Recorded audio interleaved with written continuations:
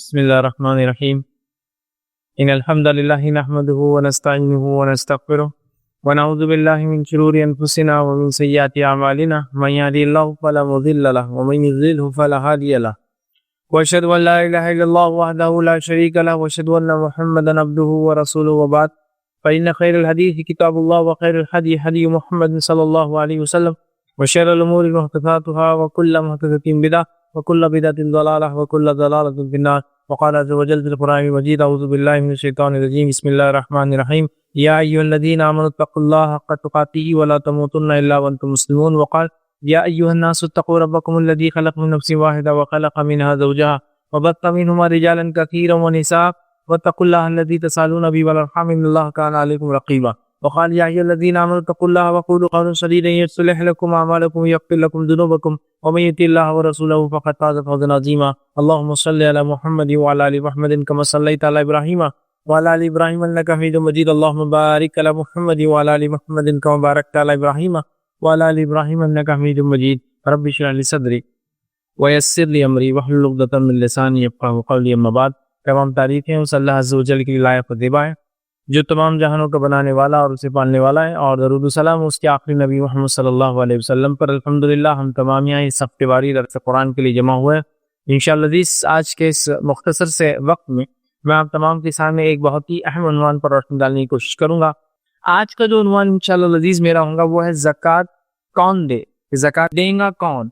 बहुत सारे सवालात ज़कात कौन दे पर लोग करते हैं, देगा कौन, मतलब कितना माल हो, कितना निसाब हो। निसाब मतलब वो थ्रेशोल्ड, वो लेवल, जिस लेवल तक अगर मेरे पास साल भर अगर माल इस्तेमाल से ज्यादा रहे, बचत रहे, मतलब ये हुआ कि ज़कात सेविंग्स पर है, इनकम पर नहीं।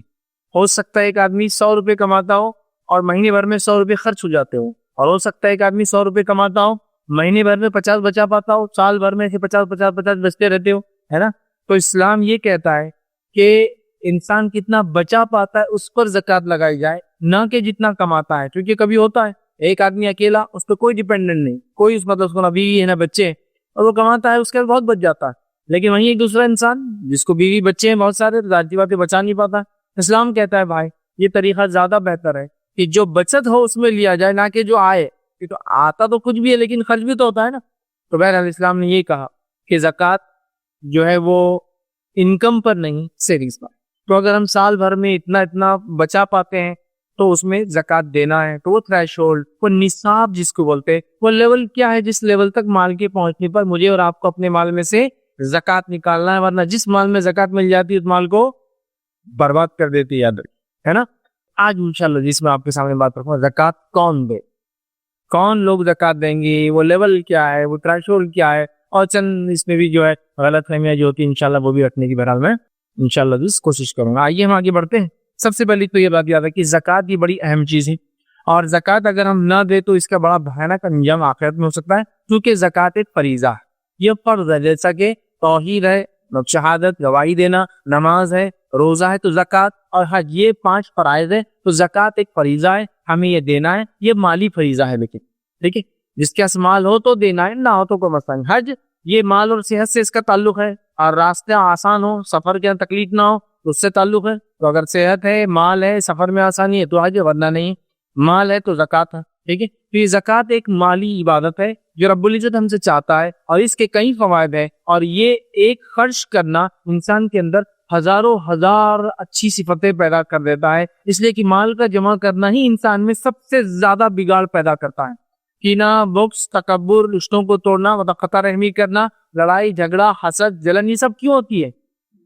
माल, जब माल खर्च करने का आदमी आदी होता है तो ये सारी बुराइयां इंसानी नफ्स से निकल जाती है, और इंसान पाक और साफ, हिर्स और ख्वाहिश और हवा, रिश्तों को तोड़ने से बच जाता है, ठीक है। तो लिहाजा शरीयत ही चाहती है कि हम माल खर्च करें और अपने नफ्स में अच्छी खसलतें, अच्छी सिफतें पैदा करें। अब सोने और चांदी जिसकी ज़कात ना दी जाए, उसके ताल्लुक हदीस के अंदर आता है कि सोने और चांदी, सही मुस्लिम की रिवायत है, सोने और चांदी, और कुरान की आयत भी बहरहाल है, सोने और चांदी जिनकी ज़कात नहीं दी जाती, हदीस का बहरहाल मफहूम रख रहा हूँ क्योंकि तवील रिवायत है, अल्लाह रब्बुल इज़्ज़त उसे खाओ तो उनकी तख्तियां बनाएगा, प्लेटें बनाएगा सोने और चांदी, और उन सोने और चांदी के प्लेटों को पिघलाया जाएगा, और पिघला के इंसान के पहलुओं पर साइड से और पेशानी पर, सर पर, ठीक है, और उसके कमर पर रिवायत में आता है वो डाला जाएगा। जब वो ठंडा हो जाएगा, जब वो कूल डाउन हो जाएगा, फिर उसे निकाला जाएगा, फिर गर्म किया जाएगा, फिर डाला जाएगा। वो शख्स का हाल होगा जो अपनी माल की ज़कात नहीं देता है। किसी सवाल करने वाले पूछा अल्लाह के रसूल सल्लल्लाहु अलैहि वसल्लम क्या जानवर है? ये तो हुआ सोने और चांदी का मामला, आज के जमाने में कहिए कैश का हुआ। जिसके पास जानवर है तो कहा जिसके पास जानवर है इनके जानवर खूब मोटे ताजे होकर आएंगे और तादाद में खूब बढ़ जाएंगे, मतलब दुनिया में जितने से ज्यादा हो जाएंगे और खूब बड़े बड़े होकर आएंगे, मोटे ताजे बड़े और तादाद में ज्यादा होकर आएंगे और इंसानों को रौंदते हुए जाएंगे उस इंसान को जो उनकी ज़कात नहीं देता था। और ऐसा इनके साथ जब तक के लोगों का हिसाब और किताब खत्म नहीं होगा तब तक होगा, मतलब 50,000 साल तक उनके साथ ये होगा कि लोगों का हिसाब किताब होने के बाद इनका भी हिसाब किताब हो। लेकिन तब तक क्योंकि एक फरीजा छोड़कर आए थे, उनको वो सजा मिलती रहेंगी जब तक लोगों का हिसाब किताब होगा। 50,000 जब तक मिलेंगे। और पूछा गया ऊंटों का, तो कहा ऊंट भी बड़े मोटे ताजे होकर आएंगे और दांतों से काटेंगे अपने ज़कात न देने वाले को। कहा गाय का, तो गाय भी कहा यही होगा, मोटी ताजी बड़ी और तादाद में ज्यादा आएंगे, रौनते हुए जाएंगे। कहा भेड़ बकरी का, तो कहा भेड़ बकरी का भी होगा, मोटे ताजे होकर आएंगे और रौनते हुए जाएंगे 50,000 साल तक, जब तक के हिसाब किताब में। तो बहरहाल मैंने एक मफहूम रखा, बहुत तवील रिवायत है, याद रखिए, ठीक है। तो ज़कात बड़ी अहम चीज है। इसी तरह जो है ज़कात ना देने वालों का जो पैसा क़यामत के दिन गंजा सांप बनकर आएगा, ये बात भी हमने देखी, सही बुखारी की रिवायत है। नबी अकरम सल्लल्लाहु अलैहि वसल्लम फरमाते हैं कि जो लोग ज़कात नहीं अदा करते, रोज़े क़यामत एक सांप उनकी गली में डाला जाएगा जो गंजा होगा उसके जहर की वजह से। उसके सर पे 2 निशान होंगे, जैसा कि यहाँ पर नाग होता है ना, कोबरा, 2 निशान होते, देखिए उसके 2 निशान होंगे और वो उसके गले में लपट जाएगा और उसकी होठों को डसता रहेगा और कहेगा ना कंजुक अना मालुक, मैं तेरा खजाना हूँ, मैं तेरा मालू। और कंज उस खजाने को कहते हैं जिसकी ज़कात नहीं अदा की जाती, समझा। ज़कात अदा करे तो कंज नहीं रहता है, फिर वो, समझ लिया। तो ज़कात अदा नहीं करने वाले को देखिए सजा है। इसी तरह रिवायत के अंदर ज़कात ना देने वाला दोज़खी होगा। नबी अकरम सल्लल्लाहु अलैहि वसल्लम फरमाया, तबरानी की रिवायत है, अनस बिन मालिक रज़ी अल्लाह अन्हु फरमाते कहते रसूलुल्लाह सल्लल्लाहु अलैहि वसल्लम फरमाया, ज़कात ना देने वाला क़यामत के दिन आग में होगा, जहन्नुम में जाएगा, क्योंकि एक फरीज़ा है, ठीक है। इसी तरह ज़कात के ताल्लुक से और एक रिवायत में आती है अल्फाज, जो तबरानी की रिवायत है। नबी अकरम सल्लल्लाहु अलैहि वसल्लम फरमाया, कहा ज़कात अदा न करने वाले लोगों को अल्लाह ताला कहत साली में मुब्तला कर देता है। जो कौम ज़कात नहीं अदा करती, कहत साली, सूखा, अनाज के ना उगना, जानवरों का मर जाना, कहत आप समझते हैं ना, भुखमरी आम हो जाना, ऐसी कैफियत में डाल देता जो लोग ज़कात नहीं देते। कितनी खतरनाक और भयानक बात है ना। आगे बढ़ते हैं। इसी तरह जो है ज़कात अदा ना करने वाला रसूलुल्लाह सल्लल्लाहु अलैहि वसल्लम ने ऐसे शख्स पर लानत भेजी है। और हदीस के अल्फाज जो है ये असबहानी की रिवायत है। नबी अकरम सल्लल्लाहु अलैहि वसल्लम अली रज़ी अल्लाह अन्हु के रावी वो कहते हैं, आप सल्लल्लाहु अलैहि वसल्लम फरमाया, सूद खाने वाला, खिलाने वाला, गवाही देने वाला, लिखने वाला, सब लोगों पर लानत फरमाई। फिर फरमाया, नीज बाल गूंदने, गुंदवाने, ठीक है, और वाली पर जो है आपने लानत फरमाई, मतलब जो गूंदते गुनवाते, टैटूइंग करते हैं, ठीक, बालों को भी गूंदते, नकली बाल अटैच करते, उन पर भी आपने लानत फरमाई। फिर फरमाया, ज़कात अदा ना करने वाले पर भी आपने लानत फरमाई। फिर फरमाया, हलाला निकालने वाले और निकलवाने वाले पर भी लानत फरमाई। सूद के चारों लोग उन पे लानत, जिस्मों को चेंज करने वाली औरतों पर लानत, और उसके बाद ज़कात ना देने वालों पर लानत, और आखिरी में हलाला करना और हलाला निकालना, मतलब जो कर रहा है और जो करा रहा है, दोनों पर आपने लानत फरमाई है। याद रखिए, ठीक है। ज़कात ना देने वाले पर नबी अकरम सल्लल्लाहु अलैहि वसल्लम की लानत है। मैं नहीं समझता हूँ वालिदैन अगर हमको बददुआ दे तो हमारा पता नहीं क्या हाल होगा, है ना। नबी क्या मुकाम होता है हम सब जानते। बहरहाल अल्लाह ताला की बात, किसी का मुकाम अगर दुनिया में है तो उसके रसूल का है, तो वो अगर लानत भेजे, लानत का माना समझ क्या हो? लानत का माना है ऐ अल्लाह इसको तमाम खैर से महरूम कर दे, इसको बोलते हैं लानत। अगर कोई कहे लानत हो तुझ पर, तो इसका माना है अल्लाह तुझे तमाम भलाई से, खैर से महरूम कर दे, तरसे तू खैर को, समझी। इसीलिए हदीस में लानत मत भेजा करो बिला वजह, इसलिए कि जब लानत भेजी जाती है और जब जहाँ लानत जाती है और जिसके लिए भेजी जाती है वो उस लायक नहीं होता, उसका मुस्तहक नहीं होता, वो लानती नहीं होता, तो लानत से टकराती है, आसमानों की तरफ चली जाती है, आसमानों के दरवाजे उसके लिए खोले नहीं जाते, जमीन पर आती है और जिसको दी गई उसको तो नहीं लगती क्योंकि उसका मुस्तहक नहीं है, वापस आकर उस पर लग जाती है जिसने उसको भेजा है। तो बिला वजह लानत नहीं भेजना चाहिए। औरतें बहुत छोटी छोटी चीजों पर लानत है, तो ऊपर लानत है, इनके बच्चों पर लानत है, इनकी मुर्गियों पर लानत है, इनकी बकरियों पर लानत है, इनके घर पर लानत है, मोहल्ले पर लानत है, गाड़ी पर, बोलते हैं ना, बिल्कुल नहीं। इसलिए कि अगर वो लानत का मुस्तहक नहीं हुआ तो बाद वापस जाती है, आसमानों में जाती है, दरवाजे नहीं खोले जाते, जमीन पर आती है, लोगों के पास जाती है, किसी को नहीं लगती है और आकर उस पर लग जाती है जिसने इसको दिया था। इसलिए लानत बहुत सोच समझ के दो। नबी अकरम सल्लल्लाहु अलैहि वसल्लम अगर लानत भेजते हैं, इसका मतलब वो इंसान तो वाकई में तमाम खैर से महरूम है, दुनिया सारी भलाइयों से महरूम हो गए हम अगर नबी की लानत आ गई। तो लानत पैसा, दुनिया का अजाब, आखिरत का अजाब, गंजा सांप के लपटने का अजाब और अनगिनत अजाबात है। बहरहाल हमारा आज का उन्वान अजाब क्या मिलता है ज़कात ना देने से वो नहीं है, इसलिए मैं तफसीलात में नहीं जा रहा हूँ, लेकिन कुछ बातें रख रहा हूँ ताकि हम समझ जाए हमको ज़कात देना है, हर हाल में देना है, ठीक है, और जितना उसका हक है वैसे उसको हमको इंशाअल्लाह अज़ीज़ देना है अल्हम्दुलिल्लाह, और उसको हम तैयार कर ले। देखिए ज़कात देने से माल बिल्कुल कम नहीं होता, आप देखेंगे माल बढ़ता है, माल बढ़ता है। दुनिया की अगर मिसाल दूं तो हम टैक्सेस देते हैं, टैक्सेस देने से क्या होता है, कम से कम हमको रिलीफ मिलता है कि हमारे पीछे हुकूमत नहीं लगेंगी, है ना, ज्यादा फायदा होता है ना।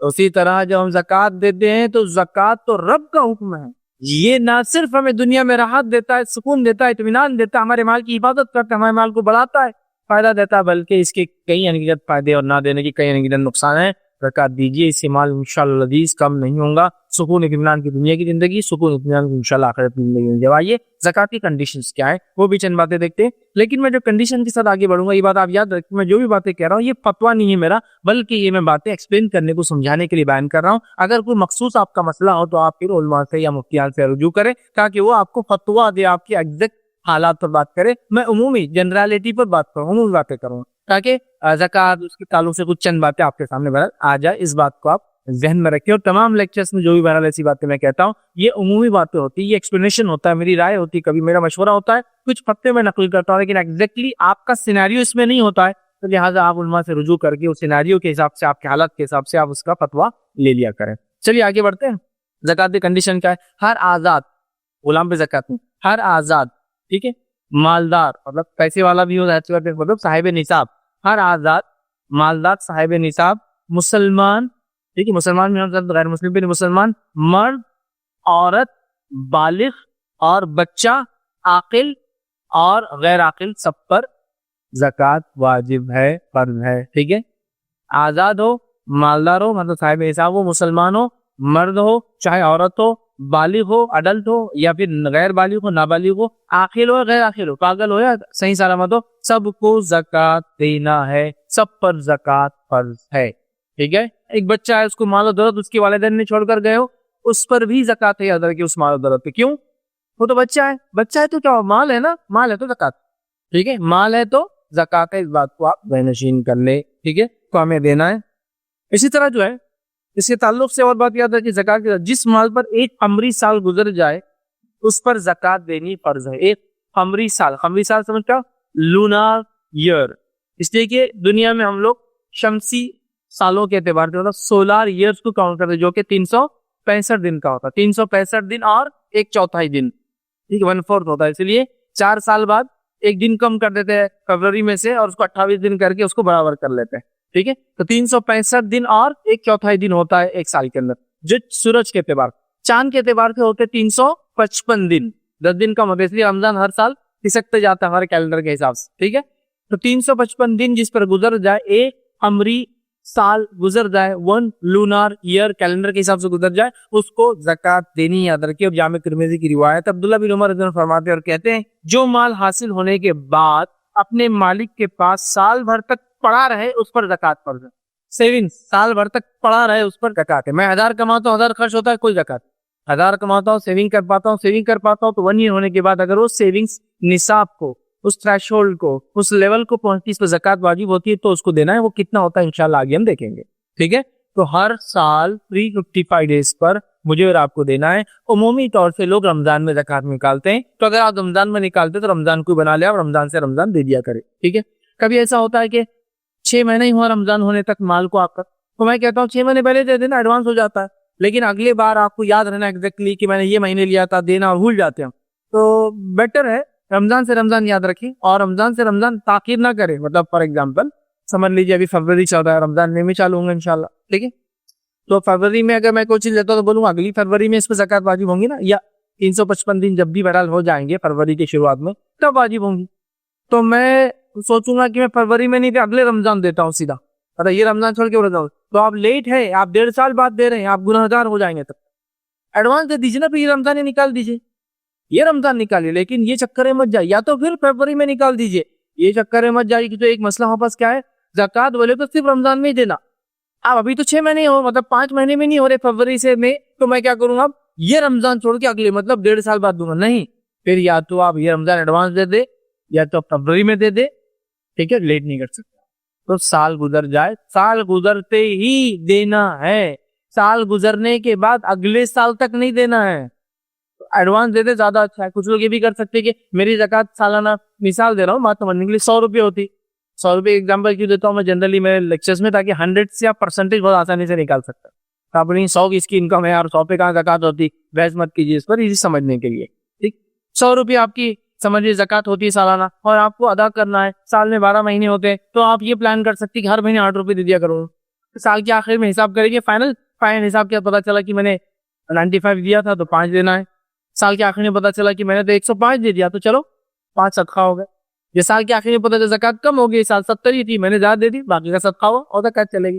समझिए आप, ऐसे भी आप कर सकते हैं। ये 6 महीने में निकाल ले, 6 महीने में निकाले, 6 महीने में निकाले, ताकि एक सहूलत हो। अल्लाह ने दे रखा है, आप आसानी से, कोई कोताही नहीं हो सकती, 355 में दिन निकाल सकते, कब निकालिए, मसला नहीं इंशाल्लाह, ठीक है। लेकिन साल होने तक दे देना है, इस बात को आप ध्यानशीन कर ले, ठीक है।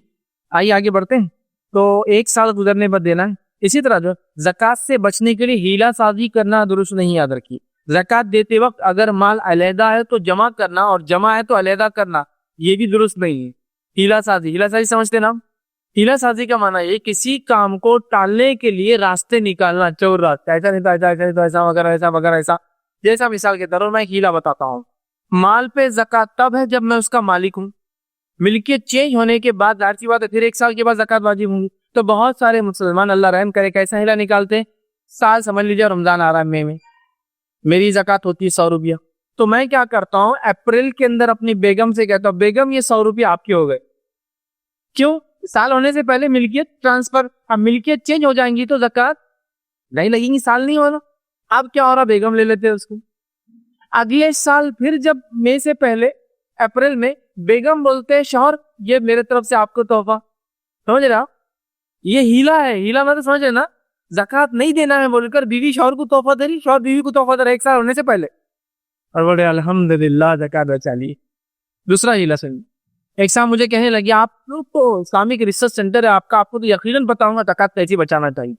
मैंने कहा कुछ चीजें बता सकता हूँ कि साहिब निसाबी मत बनो तो ज़कात बच जाएंगी, खर्च कर दो पूरा जो भी आता है। आने कहा नहीं, ये नहीं, दूसरे तरीके। बोले आप तो रिसर्च करते हैं ना। मैंने कहा रिसर्च करते हैं लेकिन चोर रास्ते नहीं निकाल सकते। नहीं कहा देखो, बोले हम जहाँ जाते हैं वहां तो 10 लाख ज़कात 10,000 में हो जाती। मैंने हाँ 10 लाख की ज़कात 10,000 में, वाह कौन सा तरीका मुझे बता दो। ये तो बड़े बड़े माहिर सीए भी फेल हो जाएंगे इसके अंदर की 10 लाख की ज़कात को 10,000 में निपटाना, टैक्सेस में सीए भी फेल हो जाएगा। तो हमारे पास है, बोले मतलब आप कोई रिसर्च नहीं करते। बोले मैंने कहा बताइए तो सही तरीका क्या। देखिए बोले हम क्या करते, बोले 10 लाख रुपए की ज़कात ले जाते हैं, ठीक है, और उसको छोटी छोटी डिनोमिनेशन में 100-100 रुपए की बंडल बनाते हैं।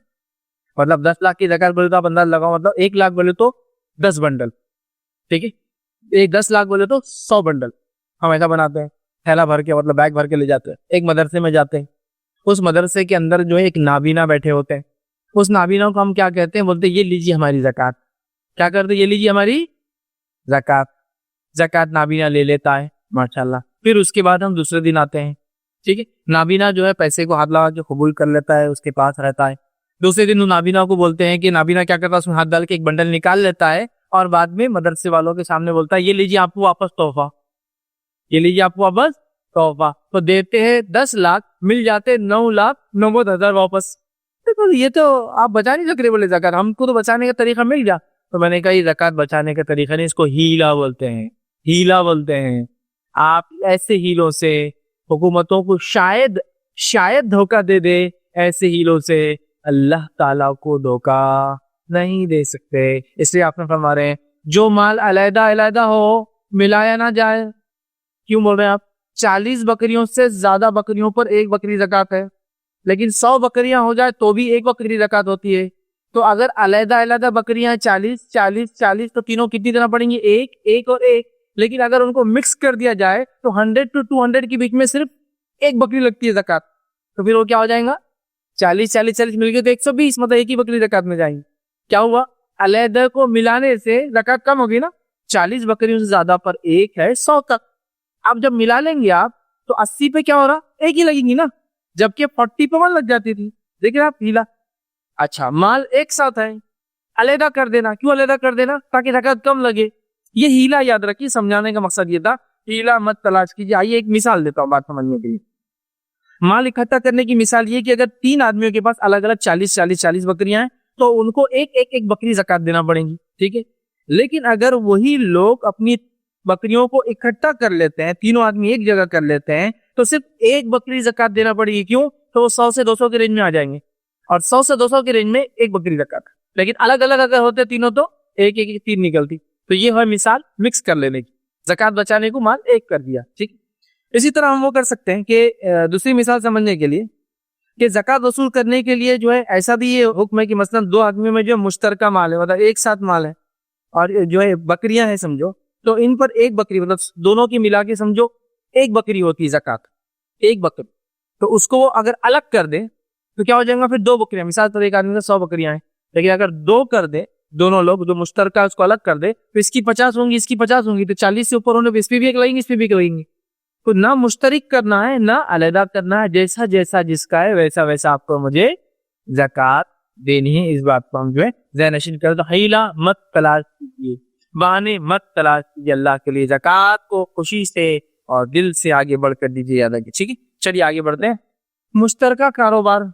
अब चलिए बकरियां मिसाल एक साथ मिलकर को लोग बिजनेस कर रहे थे, तो इन पर जिसका जितना हिस्सा होगा वो लोग उसकी उतनी ज़कात निकालेंगे, याद रखिए। मतलब किसी का कॉमन बिजनेस है, कॉमन बिजनेस होने के नाते दोनों के जो है मिक्स है पैसा, तो जिसका जितना परसेंटेज होगा वो उतना देगा। सही बुखारी की रिवायत, अनस बिन मालिक रज़ी अल्लाह अन्हु फरमाते हैं, कहते हैं अबू बकर सिद्दीक ने इनके लिए ज़कात का हुक्म लिख कर दिया, और जो रसूलुल्लाह सल्लल्लाहु अलैहि वसल्लम ने मुकर्रर किया था इसमें यह भी था जो माल 2 शरीकों का हो वो एक दूसरे पर बराबर हिसाब करके ज़कात दे दे।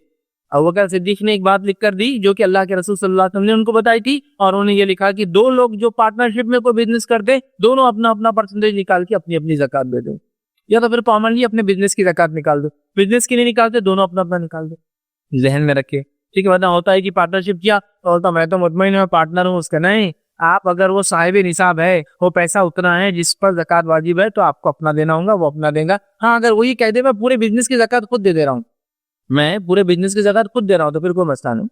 लेकिन अगर बोलता नहीं अपनी अपनी देना है तो हिसाब लगाइए और ज़कात उसकी निकाल दे, ठीक। इसी तरह जो है हस्ब ज़रूरत साल मुकम्मिल होने से पहले भी ज़कात दी जा सकती है। जामे तिरमिज़ी की रिवायत है, अली रज़ी अल्लाह अन्हु फरमाते और कहते हैं जो हज़रत अब्बास रज़ी अल्लाह ने नबी अकरम सल्लल्लाहु अलैहि वसल्लम से साल गुजरने से कब्ल ज़कात अदा करने के बारे में पूछा, आप सल्लल्लाहु अलैहि वसल्लम ने उनको रुख्सत दे दी। अब्बास रज़ी अल्लाह नबी अकरम सल्लल्लाहु अलैहि वसल्लम के पास आया और कहा मैं साल गुजरने से पहले ज़कात देना चाहता हूँ। तो कहा ठीक है, आप साल गुजरने से पहले दे दो, तो ज़कात एडवांस भी निकाली जा सकती है। इसी तरह जो है ज़कात जिस जगह वसूली जाएंगी वहीं तकसीम करना ये ज्यादा बेहतर और अफजल है। लेकिन अगर वहां मुस्तहिक ना हो तो अपने मुल्क वतन या दूसरे शहर, दूसरे वतन, दूसरे मुल्क भेजा जा सकता है, इंशाल्लाह इसमें भी कोई हर्ज नहीं है। लेकिन अफजल ये जिस शहर के मालदारों से ली जाए उसी शहर के गरीबों में दी जाए। लेकिन अगर उस शहर में गरीब ना हो, या आप जिस बस्ती से आते हो बस्ती ज्यादा गरीब हो, जैसे मैं अमेरिका में रहता हूँ, यूरोप में रहता हूँ, गल्फ में रहता हूँ, ऑस्ट्रेलिया में रहता हूँ, गरीब लोग नहीं मिलते हैं वहाँ जिसको ज़कात दी जाए, और जाहिर सी बात है मुसलमान ज़कात मुसलमानों को देना है, तो फिर मैं अपने वतन अपने शहर भेज सकता हूँ, ठीक है। या फिर ऐसा हो सकता है मैं रहता हूँ यहाँ हिंदुस्तान में लेकिन मेरे शहर में कोई मुस्तहिक नहीं, तो मैं पड़ोस की गाँव में खरियों में भेजता हूँ, कोई मसला नहीं। लेकिन अफजल तो ये जहाँ से ली जाए वहाँ दी जाए। अगर वहाँ मुस्तहिक ना हो तो फिर इसको दूसरी जगह भेजा जाने में इंशाअल्लाह अज़ीज़ कोई हर्ज नहीं है। इब्न माजा की रिवायत है, इमरान बिन हसीन रज़ी अल्लाह अन्हु फरमाते और कहते हैं कि इन्हें ज़कात का जो तहसीलदार मुकर्रर किया गया। जब वो वापस आए तो लोगों ने पूछा कि माल कहाँ है, तो इन्होंने कहा माल कहाँ है, मैंने तो माल जमा किया वहाँ के मालदारों से, वहीं के गरीबों में दे दिया। और ये काम, ये प्रैक्टिस नबी अकरम सल्लल्लाहु अलैहि वसल्लम ज़माने में ऐसे ही करते थे, मालदारों से लेते थे और उसी जगह गरीबों में देकर आ जाते थे। लोगों ने जब वापस आए तो पूछा कहाँ है माल, तो कहा माल तो जहाँ से लिया था वहाँ देकर आ जा। तो मैंने उन्हीं से लिया जिनसे रसूल के ज़माने में लेता था, और उन्हीं को दिया जिनको नबी अकरम सल्लल्लाहु अलैहि वसल्लम ज़माने में देता था। उन्हीं से लिया मतलब वो लोग जो साहिब निसाब है उनसे लिया और उन्हीं को दे दिया, मतलब वो जो गरीब थे उनको देकर आ गया। जरूरी नहीं मतलब जिससे लिया उसी से लेके उसको दिया जिसको देते थे। अब ये मालदार जो दे रहे वैसा मुराद नहीं, मतलब मालदारों से लिया जो आखिर के ज़माने में लेते थे, उनको दिया जो आखिर के ज़माने में देते थे, मतलब गरीबों। समझ रहे हैं बात? ये बात भी आप जो है ध्यान में रखें, ठीक। इसी तरह वो चीजें जिन पर ज़कात वाजिब है और उनका निसाब क्या है, ये बहुत मेन टॉपिक। वो चीजें जिसकी ज़कात वाजिब है और उसका निसाब, उसका लेवल, उसका थ्रेशोल्ड क्या है, उसकी लिमिट क्या है कि इतने के बाद ज़कात लगेंगी, ठीक है। आइए वो चीज देखते हैं। सबसे पहला सोना देखते हैं हम। जैसे कि सोना और चांदी ये हमेशा के से करेंसी की शक्ल में भी इस्तेमाल होते रहे इंसानियत, और मैं समझता हूँ आप पिछले 100 साल पहले तक इस्तेमाल होते थे, ठीक है। लास्ट 100 ईयर्स में भी आप देखिए इंडिया में भी इस्तेमाल होते थे सोना और चांदी। या फिर जितनी करेंसी पेपर में या इलेक्ट्रॉनिक फॉर्म में आज चलती है वो सारी की सारी इन पे डिपेंड है आज भी। सोने और चांदी से बहुत तय होते करेंसीज के, ठीक है। मतलब $1 बोले तो कितने आउंस गोल्ड उसके पीछे, 3.5 आउंस कुछ गोल्ड होता है उसके पीछे लगा हुआ। बोलते हैं ऐसा, अब तो नहीं होता है मेरा, बोलते ऐसा होता था किसी जमाने में मेरा। लेकिन करेंसी कहीं ना कहीं आज भी गोल्ड और सिल्वर से तय होती है। नबी अकरम सल्लल्लाहु अलैहि वसल्लम के जमाने में गोल्ड और सिल्वर में वेरिएशन कम था, उतना नहीं था जितना आज है। आज हमारे जमाने में गोल्ड और सिल्वर में बहुत ज्यादा वेरिएशन, इतना वेरिएशन है कि 1 तोला सोना में आधा किलो चांदी आ जाता है, बहुत ज्यादा वेरिएशन। लेकिन नबी अकरम सल्लल्लाहु अलैहि वसल्लम के जमाने में इनमें बहुत ज्यादा वेरिएशन नहीं था, बहुत कम था। इतना तो नहीं था कम से कम कि बिल्कुल कि 2 तोले मतलब 20 ग्राम सोने में आज 1 किलो चांदी आ सकती है। एक अप्रोक्सीमेट कह रहा हूँ, एग्जैक्ट मत लीजिए मेरी बातों को, आप जिस इलाके में रहते हैं वहां से रेट कंफर्म कर लें इसका, ठीक है। लेकिन एक अप्रोक्सीमेट बात कर रहा हूँ मैं, ठीक। तो अब सोने की ज़कात कैसे दे? तो सोने की ज़कात याद रख कि सोना अगर आपके पास 7.5 तोला, ये जिस जमाने की हम बात करें उस जमाने के तोला और क्वांटिटीज बहुत डिफरेंट थी जो मापी जाती थी उस जमाने के एतबार से। आज के एतबार से उस जमाने के तोले को जो कि 11.33 या 11.66 के बीच के रेंज में हुआ करता था, मतलब 11.33 से लेकर 11.66 के बीच में उसका वेट हुआ करता था। और तोला को प्रिसाइज वेट नहीं था, बल्कि कुछ चीजें, कुछ झाड़ के पत्ते का कैरेट सुना हमने? कैरेट एक्चुअली झाड़ के बीज होते हैं, लेकिन वो बीज इतने एग्जैक्ट साइज के होते और इतने एग्जैक्ट वेट के होते थे कि उससे सोने और चांदी और डायमंड्स को मापा जाता था। आज भी डायमंड को कैरेट में मापा जाता है, सोना चांदी को 22 कैरेट 24 कैरेट। डायमंड का भी कैरेट क्लियरिटी है ना, डायमंड की सी जो डायमंड लेते हैं उनको मालूम है, क्लियरिटी, कैरेट एंड कट, 3 सी होते डायमंड के अंदर, जिससे एक डायमंड की वैल्यू होती है। तो वो कैरेट एक वेट होता था, जो एक झाड़ का बीज होता था, जो बहुत एग्जैक्ट साइज का होता, वेट चेंज नहीं होता, ठीक। तो बहरहाल उस जमाने में मतलब ये रफ मेजर्स थे। प्रिसाइसली जो हमारा आजकल की क्वांटिटी है ना, मिलीमीटर, जैसे इसको मिलीग्राम, ये बहुत प्रिसाइज क्वांटिटी से याद रखिए। ये जो मिली mm से जो शुरू होता है, जो मामला ये mg से शुरू होता है ना, बहुत प्रिसाइज क्वांटिटी है, बहुत डिफाइंड वे में इसको मापा जाता है, तोला जाता है, ठीक है। वैसा नहीं था, तो ये रफ क्वांटिटी होती थी। तो जो कि अलग अलग किताबों में आप अलग अलग पाएंगे, जो कि 11.33 से लेकर 11.66 के बीच की रेंज में होता है। मतलब हिंदुस्तान का तोला तो 12 ग्राम का होता, वो भी रफली, मतलब 11 से ज्यादा और 12 से कम, 12 ग्राम का होता। लेकिन आज का तोला कितने का होता है? 10 ग्राम का। मतलब वो रफ चूंकि 12-11 होता था, उसको जब ग्राम का क्वांटिटी आई तो उसको 10 में कन्वर्ट कर दिया गया। समझ रहे हैं बात को? तो लिहाजा आपको इसमें अलग अलग फिगर्स मिलेंगे, लेकिन जो सबसे लोएस्ट फिगर है वो 85 ग्राम्स ऑफ गोल्ड अगर आपके पास है, मतलब आज के जमाने का 8.5 तोला, उस जमाने का 7.5 तोला, ठीक है। तो अगर 85 ग्राम्स ऑफ गोल्ड या उससे ज्यादा है तो पूरे 85 पे भी ज़कात है और उससे ज्यादा पर भी ज़कात है, ये बात याद रखना। तो आप समझेंगे 85 फ्री और फिर 86 87 जो भी इसकी बात करेंगे, नहीं। अगर 85 ग्राम्स ऑफ गोल्ड आपके पास है तो पूरे पिछले पे भी लगेगा और इससे ज्यादा है तो इसके अगले पे भी लगेगा। फॉर एग्जाम्पल मेरे पास 80 ग्राम्स ऑफ गोल्ड, मतलब 8 तोले आज के जमाने, मेरे पे कोई ज़कात। लेकिन अगर मेरे पास 9 तोले है तो कितने पे ज़कात है? पूरे 9 पर है, मतलब 8.5 भी इंक्लूड और 5 भी। ऐसा आप समझेंगे 8.5 छोड़ दो 85 ग्राम और 5 ग्राम पे, तो नहीं, पूरे पर देना है आपको। इस बात को आपको जहन में रखना है, याद रख, ठीक है। इसके ताल्लुक से जो रिवायत आती है इब्न माजा की हदीस है, अब्दुल्लाह बिन उमर रज़ियल्लाहु अन्हु और आयशा रज़ियल्लाहु अन्हा दोनों से रिवायत है कि नबी अकरम सल्लल्लाहु अलैहि वसल्लम हर 20 दिनार या इससे ज्यादा पर निस्फ दिनार, हर 20 दिनार या उससे ज्यादा दिनार पर निस्फ दिनार सोने का करेंसी होती है, 20 दिनार या उससे ज्यादा दिनार पर निस्फ करेंसी, ठीक है। निस्फ दिनार मतलब 40वां हिस्सा ज़कात लेते थे और हर 40 दिनार पर 1 दिनार ज़कात, मतलब 40वां हिस्सा लेना है। और 40वां हिस्सा 100 का लगाए तो कितना होता है? 2.8% का जमाना, तो परसेंटेज आप समझिए 2.5% दिया करते। मतलब 85 grams of gold and more अगर आपके पास है तो पूरे का आप रेट निकालेंगे। आज का रेट क्या चल रहा है? 27,000, 28,000, 29,000, 22 कैरेट, 23 कैरेट, 916 केरियम, ठीक है। जो भी आपका गोल्ड की वैल्यू है उसकी वैल्यू मार्केट से आप कंफर्म कीजिए कि आज क्या तोला है। 30,000, 33,000, 35,000 बढ़ता रहता है, वो निकालिए। 8 तोले का कितना हो रहा? मल्टीप्लाई बाय 30,000, अगर 30,000 2,40,000 आपका एक एस्टिमेट आ रहा है, उसको आप क्या करेंगे? फिर 2.5% का निकाल देंगे। मतलब हर जिसको कहेंगे 100 रुपये पे 2.5 रुपया, 1000 रुपए पर 25 रुपया, 1 लाख पर 2500 रुपया, 1 करोड़ पर 2.5 लाख रुपया। ठीक, बहुत कम है, याद रखिए, बहुत कम है। ठीक, तो ये देना है, याद रखिए। ठीक है, अब याद रखिए दीनार सोने का था और 20 दिनार का वजन 7.5 तोले उस जमाने में हुआ करता था, उसी से क्वांटिटी हम लगा रहे हैं, जो कि तोला अलग क्वांटिटी था। इसी तरह ज़कात सोना या सोने की कीमत दोनों सूरत में देना जायज है। मतलब ज़कात या तो आप मिसाल के तौर पे मेरा गोल्ड था 100 ग्राम मतलब 10 तोला, अब मेरे को ज़कात देना है तो बस कैश नहीं, तो मैं क्या करूंगा, उसी में से 2.5% सोना निकाल लूंगा। मतलब 2.5 ग्राम में, पर 100 ग्राम गोल्ड है, 2.5 ग्राम गोल्ड निकाल के ज़कात दे दूंगा। या फिर 2.5 ग्राम ऑफ गोल्ड की वैल्यू क्या होती है वो निकाल के दे दूंगा, दोनों भी चलेंगे। समझ गया? अच्छा, ये मसला मैं क्यों रख रहा हूँ, बहुत सारी औरतें होती है बोलती है हमारे शौहर ज़कात नहीं देते, हमारे जेवरात क्यों होते, तुम दो। अब हम तो कमाते नहीं ना फैज भाई, हम कहाँ से देंगे? बराबर आप नहीं कमाते तो आप कैसे देंगे फिर ज़कात? सोने की ज़कात सोने से देंगे आप। अब फिर सोना कम हो जाएगा, हाँ कम हो जाएगा ज़ाहिर। दो 100 ग्राम आपके पास है, शौहर नहीं देता ज़कात, जाओ बाली बेचो, या बाली निकालो 2.5 ग्राम की अगर होंगी तो निकालो उसको, या तो बाली पूरी की पूरी दे दो या तो उसको तोड़ निकालना।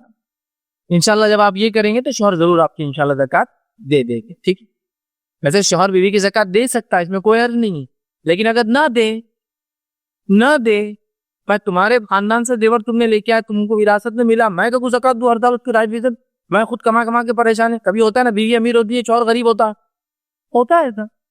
कई सहाबा का मामला देखिए, कई सहाबियत का मामला देखिए, नबी अकरम सल्लल्लाहु अलैहि वसल्लम की अज़वाज का मामला देखिए, सारों के स्टेटस माली अलग अलग थे, कोई बहुत अमीर था और कोई गरीब था। हजरत सफिया बहुत अमीर थी, आयशा जो उसके मुकाबले में माली प्यार से कम थी। हजरत सौदा रज़ियल्लाहु अन्हा मालदार थी, उसका खुद का बिजनेस था, लेदर मर्चेंट थी, ठीक, वो बहुत मालदार थी। नबी अकरम सल्लल्लाहु उनके घर जाते तो पलंग हुआ करता, उस पर लेटते। हजरत आयशा के पास आते तो चटाई होती, इस पर लेटा करते। स्टेटस सबका अलग अलग था, है ना। माली हो सकता है तो बीवी कभी कभार मालदार हो सकती है। अब्दुल्लाह इब्न मसूद रज़ियल्लाहु अन्हु की बीवी जो थी मालदार खातून, और अब्दुल्लाह इब्न मसूद बिल्कुल एक जमाना आया कि बहुत गरीब हो गए। वो आई और आकर कहा अल्लाह के रसूल सल्लल्लाहु अलैहि वसल्लम, क्या कोई बीवी अपने शौहर को ज़कात दे सकती है? तो आप सल्लल्लाहु अलैहि वसल्लम ने कहा दे सकती है। तो इन्होंने फिर अपनी ज़कात निकाल के अपने शौहर को दे दी, लेकिन शौहर अपनी बीवी को ज़कात नहीं दे सकता, इसलिए कि शौहर की जिम्मेदारी है बीवी की जिम्मेदारी नहीं है शौहर। ये बात याद रख, दी बीवियां हो सकती है, ठीक है। तो लिहाजा अगर आपके शौहर बोलते भाई आपने अब्बा के पास इतना ला ली माशाल्लाह, विरासत में इतना मिल गया आपको, अब मैं तो कोई तनख्वाह चल जाएंगे इसमें साल भर की, इतना माशाल्लाह आपका, मतलब एक प्लॉट था जो बेचने की नीयत से वालिद ने लिया था, विरासत में आ गया आप बीवी को, अब इनकी भी नीयत बेचने की, अब करोड़ रुपए का प्लॉट है, शौहर की इनकम पूरी साल की 1.5 लाख है, 2.5 लाख तो उसमें सिर्फ ज़कात बैठेंगे। बोलेंगे भैया मैं तो नहीं दे सकता, जो करना है करो। तो क्या करना पड़ेगा फिर? प्लॉट में से 2.5 लाख का प्लॉट निकाल के बेचना पड़ेगा। जेवर में से 2.5 ग्राम का सोना या तो कैश दो या तो सोना निकाल के देना, या सोना ही दे दो या सोने के बदले तोड़ के कैश दो, करना पड़ेगा। ये बात याद रख। उस जमाने में सोने की ज़कात सोने से, चांदी की ज़कात चांदी से, अनाज की ज़कात अनाज से निकाली जाती है। आज क्योंकि करेंसी मुतबादिल है, करेंसी जो है एक बीच मीडिएटर है, तो आप इसके जरिए भी चुका सकते हैं, ठीक है। तीसरी चीज, सोने की कीमत का अंदाजा मौजूदा वक्त के मुताबिक लगा कर दिया जाएगा। सोने का, चांदी का, तमाम चीजों का अंदाजा उस वक्त के हिसाब से लगाया जाएगा। हमारे पास बहुत ज्यादा होशियार चंद लोग रहते हैं। होशियार चंद की होशियारी कैसे थी देखिए, एक साहब मुझे कहने लगे मेरी ज़कात जो है कुछ 450 या 500 रुपये ज़कात में दे रहे हो। मैंने कहा यार ये आदमी यूनाइटेड स्टेट्स में रहता, 450 से 500 रुपये ज़कात, मतलब यकीन तो नहीं कर सकता बट नहीं हो सकता। तो बोले मेरी ज़कात एक्चुअली निकलती, बोले देखिए $450, लेकिन अब मैं इंडिया में चुका देता, बोले 500 दे देता। बोले अरे वाह, अल्लाह से मांग रहा डॉलर्स में और अल्लाह की राह में खर्च कर रहा रुपयों में, वाह वाह वाह वाह। अल्लाह भी तेको रुपयों में ही देगा थोड़े दिन बाद, डॉलर्स नहीं मिलने वाले। आप देखिए होशियारी, अर्निंग्स डॉलर में है और डॉलर की ज़कात $450 हो रही, और ये बोल रहे कि 50 ज्यादा दे रहा, इंडियन रुपीज तो 500 दे रहा। पैसा पैसा होता बोलो, फिर वहां के यहीं आ जाओ मैं। ये सब हीरे बहाने याद रखिए, ठीक है, ये सब को छोड़िए, ठीक। आइए आगे, चांदी का निसाब है 52.5 तोला। 52.5 तोला आज के दौर के एतबार से होगा 585 ग्राम, और आपको मुख्तलिफ किताबों में इससे ज्यादा भी क्वांटिटी मिलेंगी। 612 ग्राम, 1.33 के हिसाब से 585, 1.6 के हिसाब से 612, ठीक है, और इससे बढ़कर 720 ग्राम तक भी आपको मिलेगा। बट क्या है, वो वैल्यू में होता ना, फिक्स नहीं थी, चेंज होती थी। लेकिन चूंकि ज़कात एक फर्ज चीज है, लोवेस्ट वैल्यू को लेना ये खैर है। वो 20 कैरेट के डाले जा रहे हैं, कभी बीज पूरे हल्के आ जाए तो वेट, जाहिर सी बात है 10 ग्राम भी हो सकता था, कभी पूरे बीज भारी आ जाए तो 12 ग्राम तक भी तोला जाता था। समझो आप बात, समझ रहा एस्टिमेट। तो बेटर क्या सोने में इतना समझ में नहीं आता, सोने में 85 ग्राम 87 ग्राम इतना ही होता बस डिफरेंस 2 ग्राम का। लेकिन चांदी में क्या होता है 52.5 तोला है ना, तो बहुत डिफरेंस पड़ जाता। आप जब 11.33 से करेंगे तो 585 आ जाएगा, 585 ग्राम। लेकिन अगर 66 से करेंगे तो 612 आएगा, 11 और उससे ज्यादा ले लेंगे आप 12 वाला तो 720 तक चल जाएंगे। हम वो चक्कर में नहीं जाते।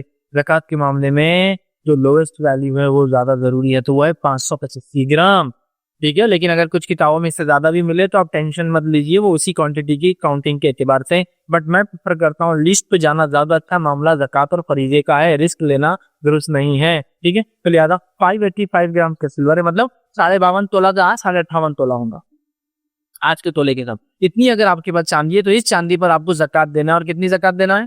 2.5% दे, ठीक है। तो इस बात को भी आप ध्यान में रखें। चांदी का निसाब मैंने आपको बहरहाल बता दिया, ठीक है। तो सोने की ज़कात सोने से, चांदी की ज़कात चांदी से, चांदी का निसाब आ गया, सोने का निसाब आ गया, 2.5% देना है, वहां उस वैल्यू से देना है। पैसा भी दे सकते चाहे तो, या फिर चांदी की ज़कात 2.5% चांदी निकाल दीजिए, सोने की ज़कात 2.5% सोना निकाल दीजिए, उसका इंशाअल्लाह आपका मामला हल हो जाएगा, ठीक है। इसी तरह निसाब से कम सोना या निसाब से कम चांदी ज़कात मिलाकर अदा करना सुन्नत से साबित नहीं। निसाब से कम सोना या निसाब से कम चांदी को मिक्स करके नहीं देना है आपको, समझा बात। जैसा मेरे पास 80 ग्राम सब गोल्ड है, समझ आओ, और 500 ग्राम सब सिल्वर है, तो मेरे पास दोनों पे ज़कात नहीं देना है। 80 ग्राम सब गोल्ड, 500 ग्राम सिल्वर, क्योंकि दोनों भी निसाब को नहीं पहुंचता, मुझे दोनों पे देना है। सुन्नत से दो क्वांटिटीज को मिक्स करके देना साबित नहीं है, सुन्नत से दो क्वांटिटी को मिक्स करके देना साबित नहीं, तो लिहाजा बेटर है दोनों की अलग अलग दी जाए, ठीक। सोने चांदी के जेर इस्तेमाल जेवर भी आपको वाजिब है ज़कात उस पर भी। सोने और चांदी के जो जेवरात होते हैं उन जेवरात पर भी ज़कात देना फर्ज है, ठीक है। ये बात क्यों कह रहा हूं, बहुत सारे लोग, इमाम शाफी रहमतुल्लाह का एक फतवा है कि इस्तेमाल के जेवर पर ज़कात नहीं है, लेकिन इमाम शाफी रहमतुल्लाह से यहाँ चूक हुई थी इस मसले के अंदर, उनका वो रिवायत नहीं पहुंची थी कि जेवर पर भी ज़कात है, लिहाजा उन्होंने कह दिया नहीं है, तो वो मसले को छोड़ दे। मनमानी के एतबार से या अपने फायदे के एतबार से फतवे नहीं लेना चाहिए। वो स्कॉलर, वो उलमा, वो बच जाएंगे अल्लाह की नजर में, इसलिए कि उन्होंने कोशिश की सही बात तक पहुंचने की। कहीं भी चूक हुई, बच जाएंगे, पकड़े कौन जाएंगे?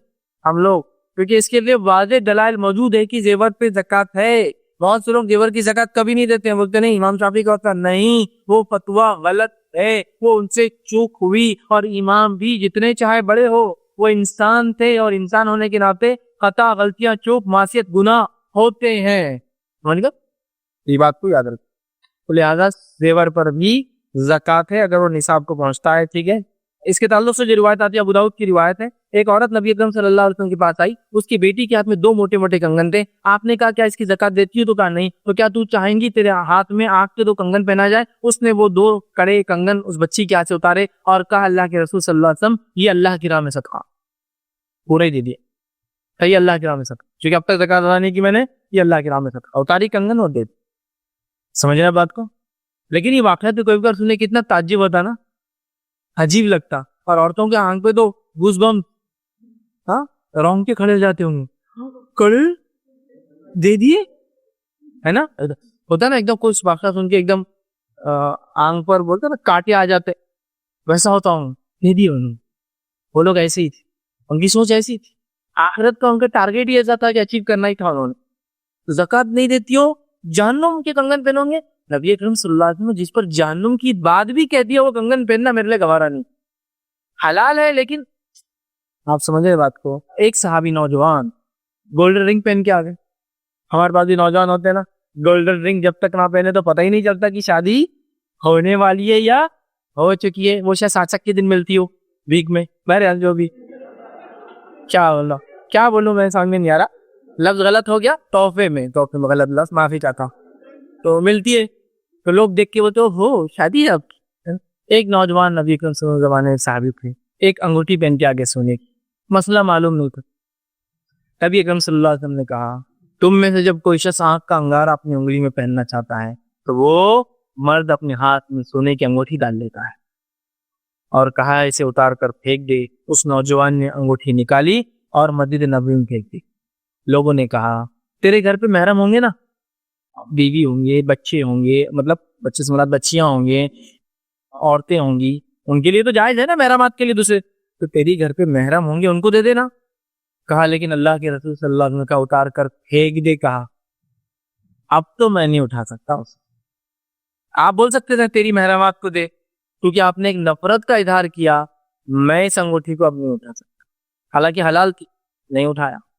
क्योंकि नबी ने क्या बोले तो हाँ अब कैसा ले सकता हूँ साहबी, मिसाल भी कह दी तो नहीं उठा सकता। तो उस औरत से भी ये कहा कि इन 2 कंगनों के बदले तुझे जहन्नम की आग पहनाई जाएंगी।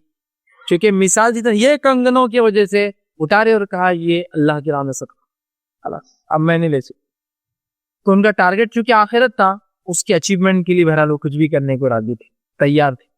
आज हमारा हाल ये, अगर 100 रुपये अगर हमारे मर्जी से मुताबिक से ज्यादा जा रहे ज़कात में, सदकात में, हमारे चेहरे बदल जाते हैं, चेहरे की रंगत बदल जाती है ना, खौफजदा हो जाते, दिल की धड़कनें बढ़ जाती, पाल्पिटेशन चालू हो जाता है, पेट खराब हो जाता है टेंशन से। हाँ गुस्सा टेंशन आ गया मेरे को सुन के 100 रुपये का नुकसान हो।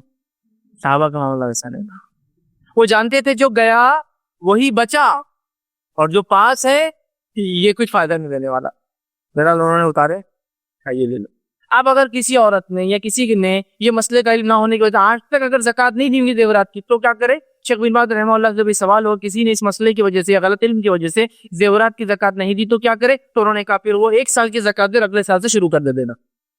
बोला आप स्टार्ट कर ले, अब चूंकि आप काउंट करेंगे तो पूरा जेवर ही चला जाएगा, नहीं हो सकता। तौबा करे अल्लाह से और अब इस साल की एक दे और अगले सालों से ज़कात देना शुरू कर दे। ठीक है, तो सोने चांदी के जेवरात पर भी ज़कात है, इस बात को आप याद रख ले। और अगर ज़कात आप चांदी की चांदी और सोने की सोने में नहीं देते हैं, जेवर की जेवर से नहीं निकालते हैं, उसके बदले आप कैश भी दे सकते हैं। फॉर एग्जांपल सोना मेरे पास 10 तोला है, 10 तोले की ज़कात होती है 2.5 ग्राम ऑफ गोल्ड। 2.5 ग्राम का रेट क्या चलता है समझो, 1 ग्राम का रेट 2750, या ये 22 कैरेट का, या अगर प्योर गोल्ड आज 24 कैरेट 29 मतलब 29,500 होता है, उसके हिसाब से 29,500 ज़रब 2.5 कर दे, जितना हिसाब आया उतना कैलकुलेट करे दे के। समझ रहे आप, इस बात को आप याद रखें। ठीक है, तो जेवर पर भी ज़कात इबादत। इसी तरह साल के आखिर में सारे माल तिजारत पर भी नफा मिलाकर उस पर भी ज़कात है। जो स्टॉक, जो आपके पास माल होता है, तिजारत का माल होता है, उस पर उसके नफे को जोड़कर ज़कात देना है, याद रखिए। आपको इंसान ये कह सकता है माल आता है माल जाता है, माल आता है माल जाता है, तो 1 साल कहाँ गुजरता है? तो जब माल आता है माल जाता है तो एक साथ आपके पास माल को 1 साल नहीं रहता है, तो वो स्टॉक जो कंटिन्यूसली 1 ईयर आपके पास होता है, मतलब वो नहीं कि एक प्रोडक्ट आपके पास 1 ईयर रहता है, बल्कि फॉर एग्जांपल 100 रुपीज के मोबाइल मेरे पास हर वक्त दुकान में रहते हैं। फिर कह रहा हूँ 100 में इसलिए दे रहा हूँ, बात समझने के लिए, हिसाब करने के लिए आसान होगा। ठीक है, मेरे दुकान में हर महीने 10 लाख का बिजनेस होता है, समझ लीजिए मिसाल 10 लाख का बिजनेस होता है, लेकिन 1 लाख के मोबाइल हमेशा रहते हैं। समझ रहा बात को? 1 लाख का स्टॉक मेंटेन करता हूँ, 9 लाख का रोटेशन होता आता चलेगा, लेकिन 1 लाख का फिर खत्म हो, फिर लाएगा, लेकिन 1, तो ये 1 लाख टका था विथ प्लस इसमें आप वो भी करेंगे, आपका प्रॉफिट ऐड करके रखेंगे। मतलब for example mobile landing cost 3000 है, लेकिन सेलिंग कॉस्ट 5000 है, तो 5000 के हिसाब से काउंट होगा और ज़कात भी चाहिए। समझे आप बात को? तो लिहाजा जो स्टॉक कंटिन्यूसली होता है, मतलब आता और जाता रहता है, लेकिन एक सर्टेन अमाउंट आपके पास फिक्स होता है, जो माल में, इन्वेंट्री में, गोडाउन्स में, दुकान में, शॉप्स में, शोरूम्स में, आपके ऑफिस में पड़ा होता है, वो जो कंटिन्यूस पड़ा होता है उतना एक सर्टेन अमाउंट का, जबकि आता जाता बहुत है, तो वो कंटिन्यूस अमाउंट को आप काउंट करेंगे, ये मेरा माल तिजारत है, तो साल भर मेरे पास रहता है, इसकी भी मैं ज़कात निकालूंगा। इस ताल्लुक से जो रिवायत आती है, जो है मुस्नद शाफी में, मुस्नद इमाम अहमद में और दारक़ुतनी और बैहक़ी में एक रिवायत आती है, जिसमें ये आता है कि अबू अम्र बिन हमास अपने वालिद रज़ियल्लाहु अन्हु से रिवायत करते हैं कि मैं चमड़ा और तीर के तरकश फरोख्त करता। उनके वालिद चमड़े का बिजनेस करते थे और तीर के तरकश, मतलब वो जो तीर जिसमें रखते हैं ना, वो बनाया करते थे, लेदर के मर्चेंट थे समझ लीजिए, फरोख्त करता था। उमर रज़ियल्लाहु अन्हु ने एक मरतबा उनके दुकान में आए, दुकान में आने के बाद अपने माल की ज़कात अदा करते हुए ये सवाल किया, तो उन्होंने कहा मैं तो सिर्फ चमड़े का बिजनेस करता हूँ, सोना चांदी थोड़ी है, ये तो लेदर है सिर्फ, तो मैं तो जो है अमीरुल मोमिन फकत चमड़े का बिजनेस करता हूँ, सिर्फ मैं तो लेदर सेल करता हूँ। तो उन्होंने कहा, तो उमर रज़ियल्लाहु अन्हु फरमाया, कहा इसकी कीमत लगाओ और इसकी ज़कात अदा करो, इसकी कीमत लगाओ, इसकी ज़कात अदा करो, मतलब स्टॉक की भी ज़कात है। अब बहुत से लोग समझते हैं स्टॉक की ज़कात नहीं, चूंकि इस पे एक फतवा मौजूद है, याद रखिए, अगर ऐसा किसी ने किया था तो ये साल तौबा करे, अल्लाह से दे और अगले सालों से देना शुरू कर दे। जेवर को ऐसा कहा ना, एक साल की दे और अगला शुरू कर दे, वैसी कर ले। अब स्टॉक पर भी, अब स्टॉक मैंने जैसे सुना आता और जाता, आता और जाता है, तो सर्टन स्टॉक हमेशा होता है। फॉर एग्जाम्पल ये महीना 10 लाख का बिजनेस हुआ, लेकिन 1 लाख का ये महीने अगले महीने हर महीने होता ही है स्टॉक मेरे पास, मैंने उसकी ज़कात निकाले, जो भी होता है इस बात को ज़हन-नशीन कर ले। ठीक है, ठीक। अब माले तिजारत का निसाब क्या होगा, वो थ्रेशोल्ड क्या है, वो लिमिट क्या है कि सोने में 85 ग्राम, चांदी में 585 ग्राम, इसमें क्या है याद रखिए, माले तिजारत में सोने और चांदी में से जिसका कीमत कम होगी वो बनेगा निसाब की वैल्यू। समझिए? तो आज क्या कम है हमारे जमाने में, चांदी कम है, तो हम चांदी को निसाब बनाएंगे। 585 ग्राम चांदी की कीमत के बराबर स्टॉक अगर साल भर रहता है तो उस पर ज़कात। 585 ग्राम चांदी क्या वैल्यू होगी, क्या तोला है चांदी, 600 रुपये, हिंदुस्तान में 600 रुपये तकरीबन। दूसरे ममालिक के अंदर समझ ली 700, 800, 900 भी होता है, करेंसी पे डिपेंड है, बांग्लादेश में अलग रेट है, पाकिस्तान में अलग रेट है, लेकिन ओवरऑल इंडिया में समझो 600 रुपये। 600 रुपये के एतबार से 60,000 रुपये किलो हुई। 585 ग्राम का हिसाब लगा ले कितना होता है, 585 ग्राम, 585 ग्राम को मल्टीप्लाई कर लिया, 585 ग्राम है तो 58.5 तोला होता है। 58 पॉइंट को आप 600 से मल्टीप्लाई कर लिया, अराउंड 35,000 की होता है। लेकिन मैं क्वांटिटी फिर बोल रहा हूँ, मेरी क्वांटिटी मेरे रेट पे मत जाइए, आपको अपने जमीन जमाने के हिसाब से चांदी का रेट निकालना पड़ेगा, वहां आपको सोचना पड़ेगा याद रख। ठीक है, मैं तो एक रफ एस्टिमेट दे रहा हूँ आपको। ठीक, तो 585 ग्राम चांदी के बराबर अगर आपके पास माले तिजारत होता है तो करना, और ये बाकी सब में भी यही चीज लागू होंगी। माले तिजारत, स्टॉक्स, फिक्स डिपॉजिट्स, ठीक है, बैंक में पड़ा हुआ एक्स्ट्रा बैंक बैलेंस जो एक्सेस पड़ा हुआ है, प्लॉट जिसकी कीमत 585 ग्राम से सिल्वर से एक्सीड करती है, स्टॉक जिसकी होती है, सब चीजों के लिए सिल्वर को हम लेंगे। अगर सोना कभी कम होता है तो सोने को लिया जाएगा, जो भी कम वैल्यू होती है उसको बेस बनाया जाएगा। समझा बात? तो लिहाजा साल के आखिर में माले तिजारत पे भी आपको और हमको ज़कात देना है। ठीक, इसके बाद जमीन की पैदावार में गंदम, जौ, किशमिश, खजूर, मरक़ा, इस पे मतलब किशमिश, इस पर भी ज़कात है। नबी अकरम सल्लल्लाहु अलैहि वसल्लम के ताल्लुक से आता है, जो है दारक़ुतनी की रिवायत है, उमर इब्न ख़त्ताब रज़ियल्लाहु अन्हु फरमा रहा है, रसूलुल्लाह सल्लल्लाहु अलैहि वसल्लम दर्ज झेल 4 चीजों में ज़कात मुकर्रर की है। पहला गंदम, गेहूं, दूसरा जौ, गेहूं की तरह एक अनाज की एक किस्म, तीसरा किशमिश, किशमिश सूखा हुआ अंगूर, ठीक है, और चौथा खजूर, इसमें आपने ज़कात तय की है। ठीक, अब ये जो है मतलब अनाज पे आ गया, तो अनाज में ज़कात के बारे में याद रखिए, अनाज में पैदावार में खेती में ज़कात सालाना नहीं है, फसलाना है, हर फसल पे देना पड़ेगा। अगर साल में 2 फसलें आती है तो 2 बार ज़कात देना पड़ेगा, साल में 3 फसलें आती है तो 3 बार ज़कात देना पड़ेगा। फसल की ज़कात ईयर से जुड़ी हुई नहीं है, फसल की ज़कात फसल के कटाई से जुड़ी हुई, कटा दे दो, साल में 2 बार आती है, 3 बार आती है, 1 बार आती है, उसके हिसाब से, या 1.5 साल में 1 बार आती है, 1.5 साल में 2 साल में फसल, 2 साल में 2, 4 साल में फसल आती, 4 साल में 2, 10 साल में फसल आती, 10 साल में 2। फसल की ज़कात फसल के कटने पर है, और हर बार चाहे वो साल हो या ना हो, साल से कम हो या साल से एक्सीड कर जाए, याद रखिए इस बात को। तो इसकी ज़कात के लिए ईयर फिक्स नहीं है, इसकी ज़कात के लिए फसल आ जाए तो आपको ज़कात देना है। अब ये कितने पे देना है, तो ये है 20 मन। 20 मन की आज के दौर की रफ क्वांटिटी मैं कहूंगा वो होती है 725 किलोग्राम। कुछ ने 685 भी कहा, कुछ ने 650 भी कहा, कुछ ने 625 भी कहा, और कुछ ने 725 भी कहा। ये फिर मैं कह रहा हूँ क्योंकि वो क्वांटिटीज, वो मेजर्स जो थे वो बहुत फिक्स नहीं थे, सर्टन नहीं थे उस जमाने के, लिहाजा उसकी कन्वर्जन जो आज होता है ना, उसमें ये वेरिएशन आ जाते हैं, ये वेरिएशन आ जाते हैं। तो 725 को आप फिक्स ना ले ले, इससे कम भी अगर कहीं अगर लिखा हुआ मिलता है बुक्स में तो उसको भी आप ले ले। 600 तक भी मैंने पढ़ा हूँ कि 600 केजीज को भी काउंट किया गया 20 मन के अंदर, चूंकि क्वांटिटी का, वेट का, मेजर्स का कन्वर्जन में ये थोड़ी डिफिकल्टीज या अख्तिलाफ की बुनियाद पे होता है। जैसे आपको पता है ना, पहले लोग बोलते थे एक पल्ली, पल्ली क्या होता था, एक क्वांटिटी, लेकिन वो फिक्स थी। औरंगाबाद की पल्ली अलग थी, तो जालना की अलग थी, तो बीड़ की अलग थी, नागौर, सब अलग अलग हो। एक पल्ली तेल, पल्ली मतलब तेल से निकाल, एक सर्टन था कि भाई वो पल्ली बोलो तो 20 ml से ज्यादा और 50 से कम, बट वो फिक्स नहीं थी। अब अगर कोई बोले 10 पल्ली तेल डालो, और अब आपको बोले कि मिलीलीटर में बोलो, तो मैं बोलूंगा मिलीलीटर में होगा 10 पल्ली 200 मिलीलीटर से लेकर 500 मिलीलीटर के बीच में, मेजर्स फिक्स नहीं। हाँ, और आपने गेहूं और अनाज को देखा, तोलने का तरीका, एक डब्बा होता था, निकाला डाल दिया, बोले ये है डब्बा, खत्म। एक सा, हदीस में आता ना, सा भी ऐसी डब्बा था, नबी अकरम सल्लल्लाहु अलैहि वसल्लम जो सा यूज होता था ना या मुद यूज होती, सब डब्बे थे, सा मुद सब डब्बे थे। अब इसके पहले डब्बा तय करना पड़ेगा तो वेट तय होगा। एक मुद पानी में आप वजू कर लिया करते, 3 मद पानी में आप गुस्ल कर लिया करते।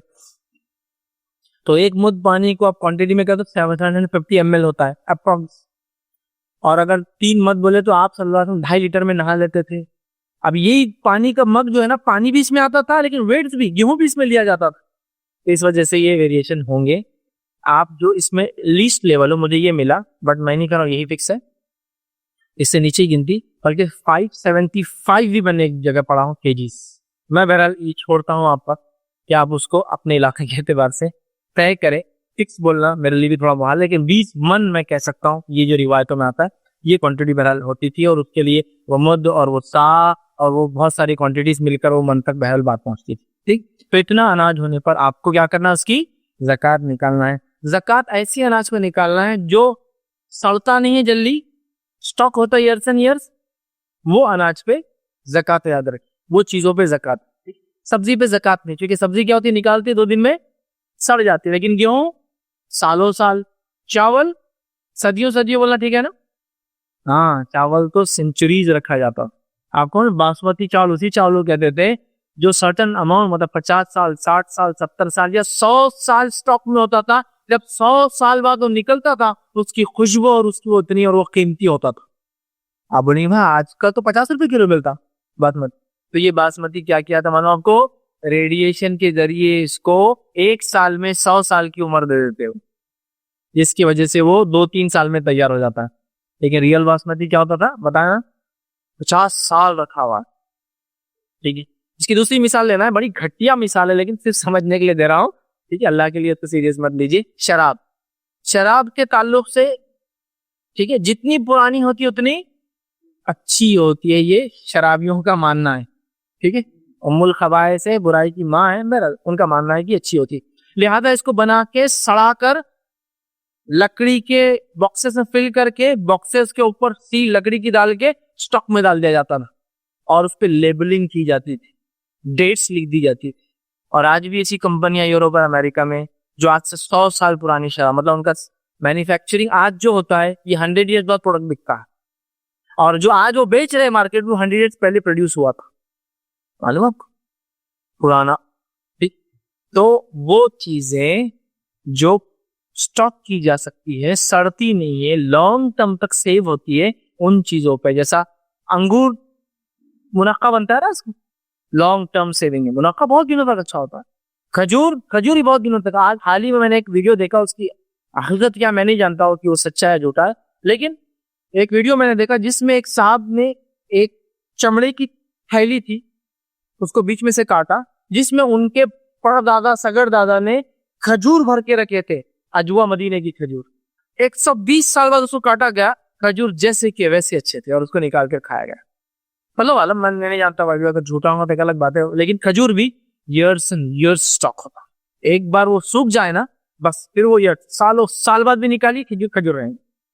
तो ये चीजें जो स्टॉक की, मैं ये नहीं कह रहा हूँ 100 साल जो बचे, लेकिन जो लॉन्ग टर्म रहती है, लंबा उनका अच्छा जिंदगी होती है, ऐसी चीजों पे, सब्जियों पे ज़कात याद रखी नहीं है, इसलिए जो निकलती सड़ जाती है, खराब हो जाती है। किशमिश, मुनक्का, गंदुम, जौ, बाजरा, जवारी और क्या बोलो मक्का, हमारे पास हिंदुस्तान के अंदर और भी जो जो चीजें होती, चावल और जो होता बहरहाल, वो सब उसमें इंक्लूड की जा सकते हैं।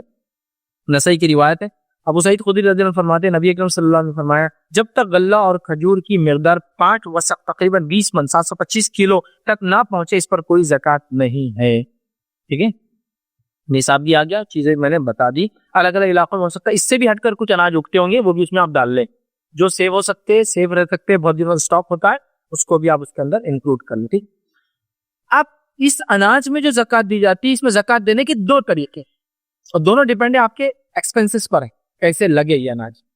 अगर अनाज कुदरती पानी से लग गया, मतलब कोई आपने पानी नहीं दिया, नेचुरल वाटरफॉल, इरिगेशन, नदी की वजह से पानी आया, कैनाल था, पानी आ गया, बस कोई एक्सपेंस नहीं आया, तो इस पर आपको 10% ज़कात देना है। 725 किलो से ज्यादा अगर अनाज हो जाए और पानी उसको कुदरती मिला था, तो कितनी ज़कात जाएंगी? 10%। समझ रहे हो? 10%, 10वां हिस्सा। और अगर पानी आपने दिया था, कुआं खुदवाया, ट्यूबवेल लगाया, बोरवेल लगाया, बोरिंग किया, पानी खरीद कर लाया, टैंकर्स परचेज किए, ठीक है, तो ऐसी शक्ल में 20वां हिस्सा मतलब 5%। तो अनाज की 2.5 नहीं, अनाज की 5% या 10% है। 10th पार्ट या 28 पार्ट, 10वां हिस्सा या 20वां हिस्सा याद रखें। 10वां हिस्सा कब? जब कुदरती तौर से लगता है। और 20वां हिस्सा कब? मतलब 5% कब?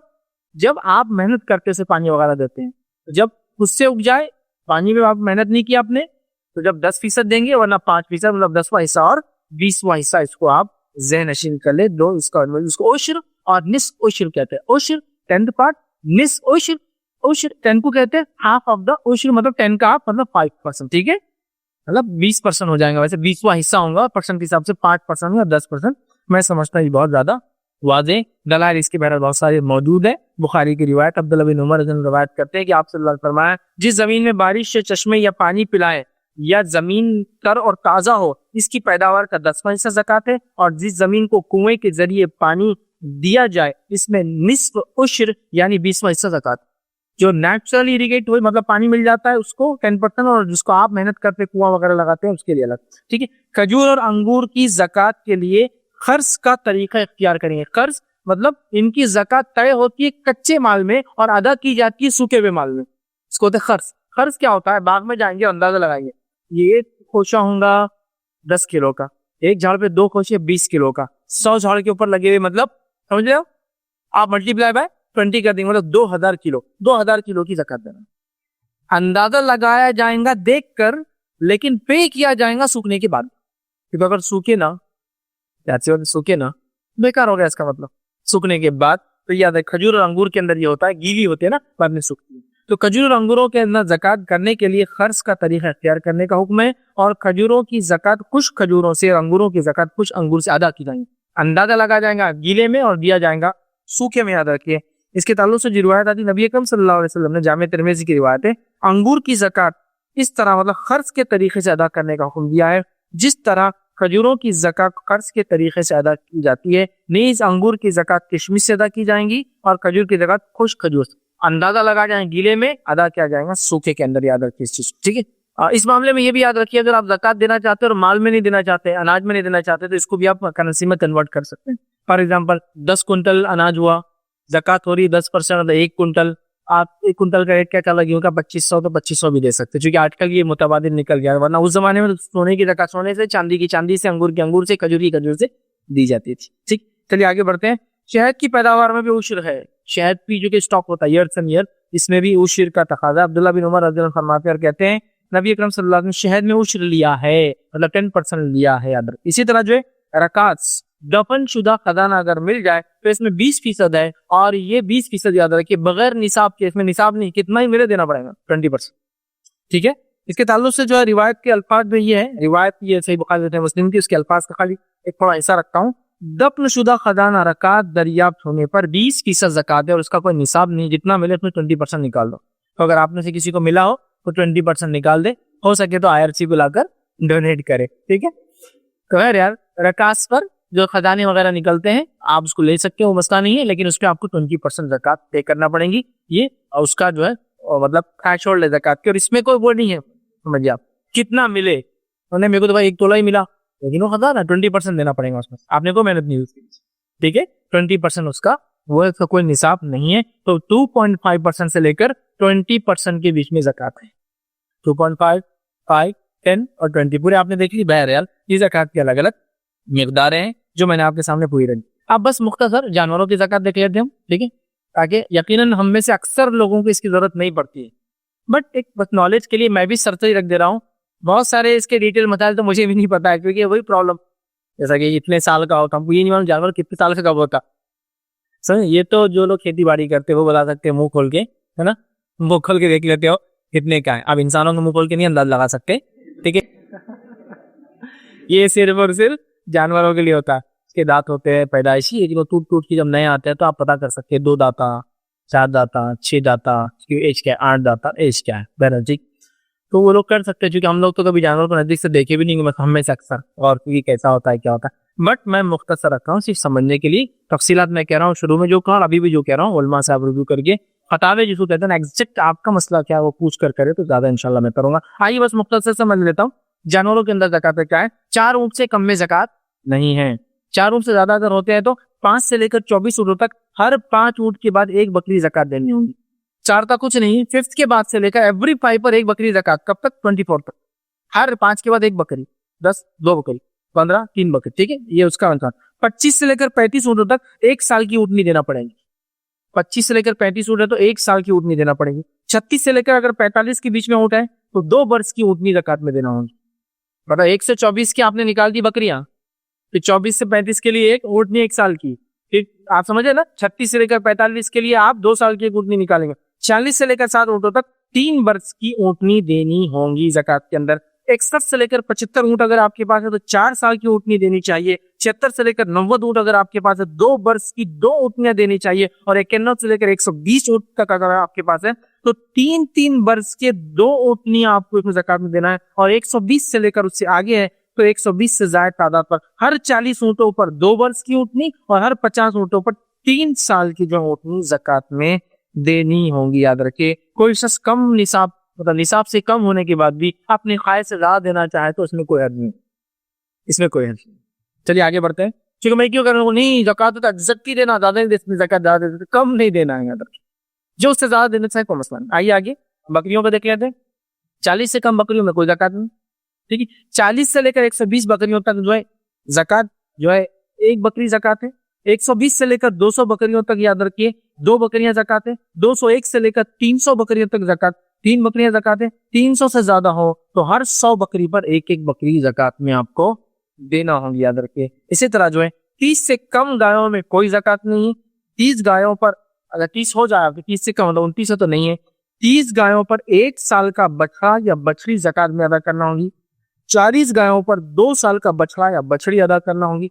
बछड़ा बछड़ी दोनों चलेंगे। ऊँटों की ज़कात में ऊँटनियां हैं, तो एग्जैक्टली जो बताया गया हदीस में मैं रख रहा हूँ। तो 40 से ऊपर 2 साल के बछड़ा या बछड़ी जो है ज़कात में देना होगी। 60 गाय अगर हो आपके पास तो 2 बछड़े या बछड़ियां जो 2 साल की उम्र के हो वो ज़कात देनी होगी। और 60 से ज्यादा गायों पर हर 30 के इजाफे पर 1 साल का बछड़ा या बछड़ी और 40 के इजाफे पर 2 साल का बछड़ा या बछड़ी ज़कात में अदा करना पड़ेगा। ठीक, आगे बढ़ते हैं। ज़कात जो है, जो ऊपर मैं निसाब बताया जानवरों का, इस ताल्लुक से उलमा लिखते हैं कि अगर ये आधे साल से ज्यादा नेचुरल घास पे चरता हो तब ये ज़कात है। लेकिन जिन जानवरों को आप ही लाकर खिलाते 100% उन पर ज़कात नहीं है, उनके इनकम पर ज़कात।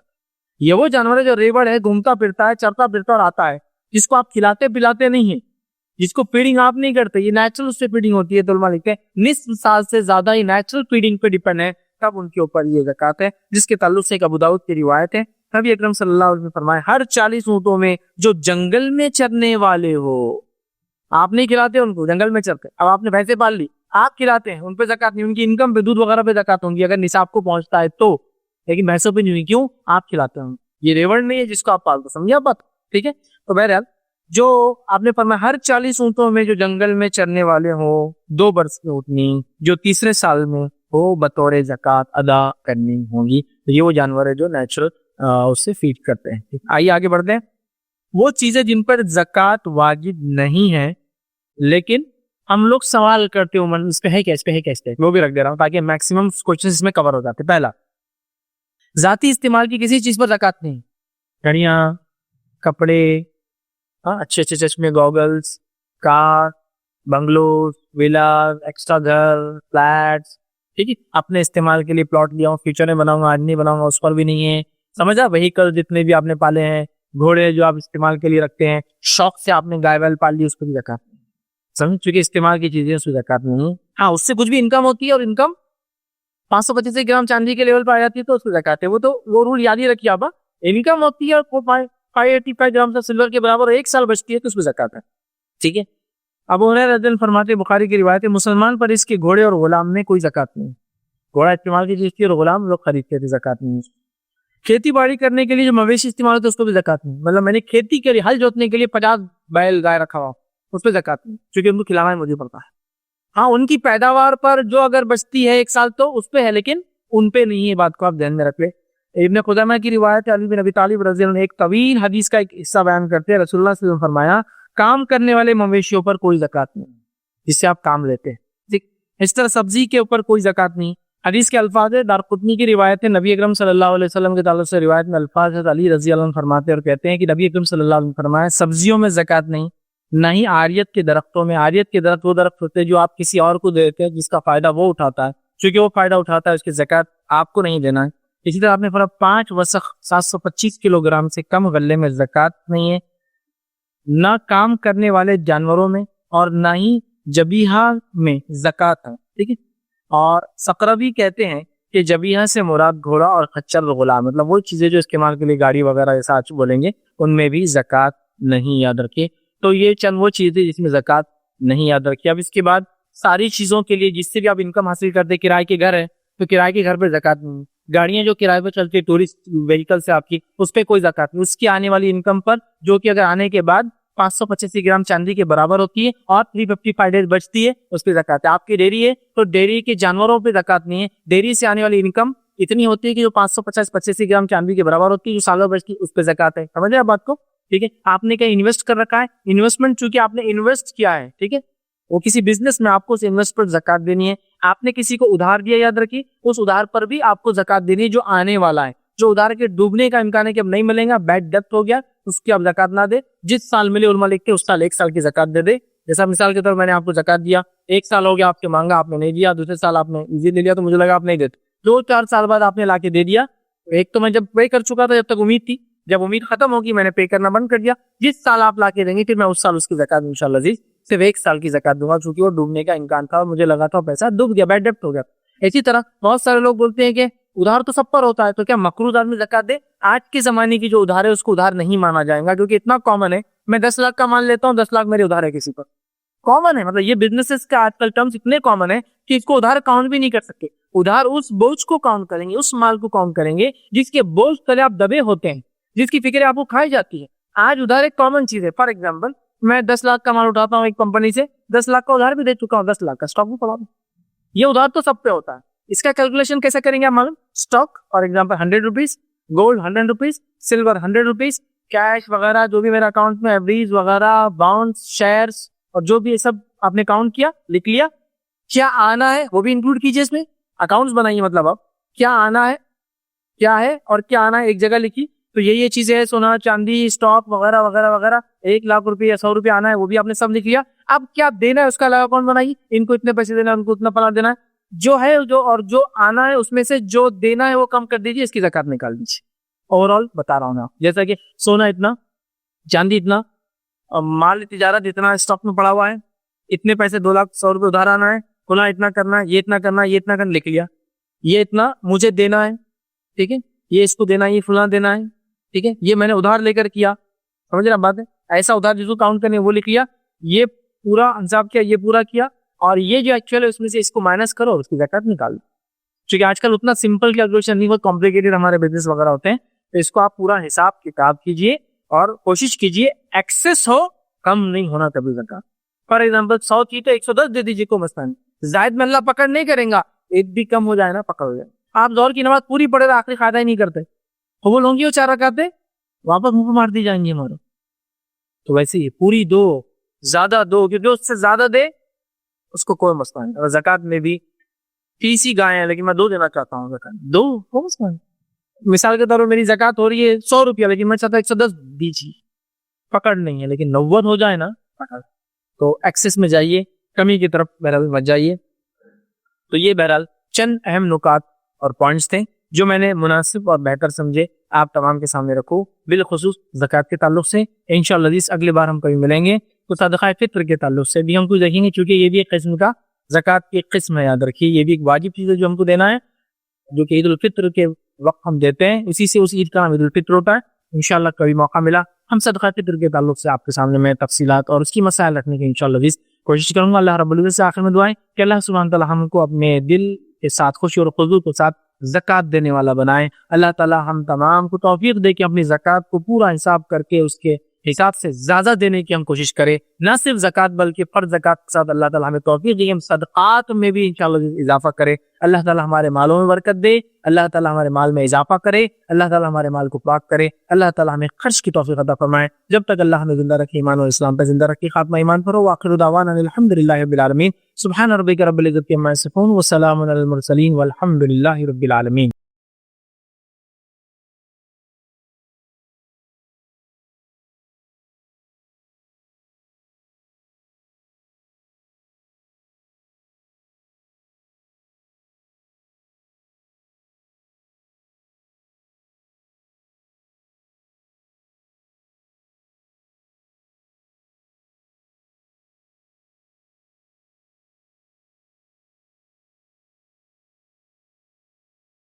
अस्सलाम वालेकुम। मेरा नाम अब्दुल बसीर है। मेरा सवाल फसल के ताल्लुक से, आपने कहा फसल जब उग जाती है और काट दी जाती है तो उस पर ज़कात है, तो आपने कहा है क्या 20 जो 5% जिस पे देना है, जिस पे पानी दे के आप फसल उगा रहे हो, और 10% उस पे देना है जिस पे बारिश होती है और उस पे फसल उगती है। लेकिन हिंदुस्तान में देखा जाता है फसल जो है 4 महीने पानी पे उगती है बारिश के, और फिर 4 महीने जो है वो पानी दे के उसकी फसल निकालते हैं, जैसा कपास होगी, कॉटन होगी। तो इसकी ज़कात कैसे दी जाए? भाई ने एक सवाल किया है कि फसल के ताल्लुक से मैंने कहा कि जो फसल पे कुदरती बारिश से वो हो जाती है वो फसल 10% देना है। जो फसल पे हम मेहनत करते हैं पानी के लिए, ट्यूबवेल हो सकता है, बोर हो सकता है, कुआं हो सकता है, कैनाल हो सकता है, या पानी के लिए चार्जेस पे करते हैं जिससे आता है, उसके लिए 5%। तो अब भाई का सवाल ये था कि 4 महीने हिंदुस्तान में बारिश होती है, बाकी टाइम फसलों को बारिश नहीं होती तो पानी दिया जाता है, तो क्या होगा? तो देखिए, जो फसलें मेजॉरिटी जिसको कहेंगे ज्यादा से ज्यादा, या जिसको कहेंगे 100% नेचुरल वाटर, जैसा नदी बाजू जा रही है, आपने एक अंदर ले लिया, जाहिर सी बात है इसको आप साल भर क्या हमेशा आप नेचुरल पानी से सींच रहे, या कुछ जगह ऐसा होता है नमी होती है माहौल में, नमी, और नमी से जो है फसलें उग जाती है, ठीक है, कंटिन्यूसली ह्यूमिड होता है तो वहां भी जरूरत नहीं है।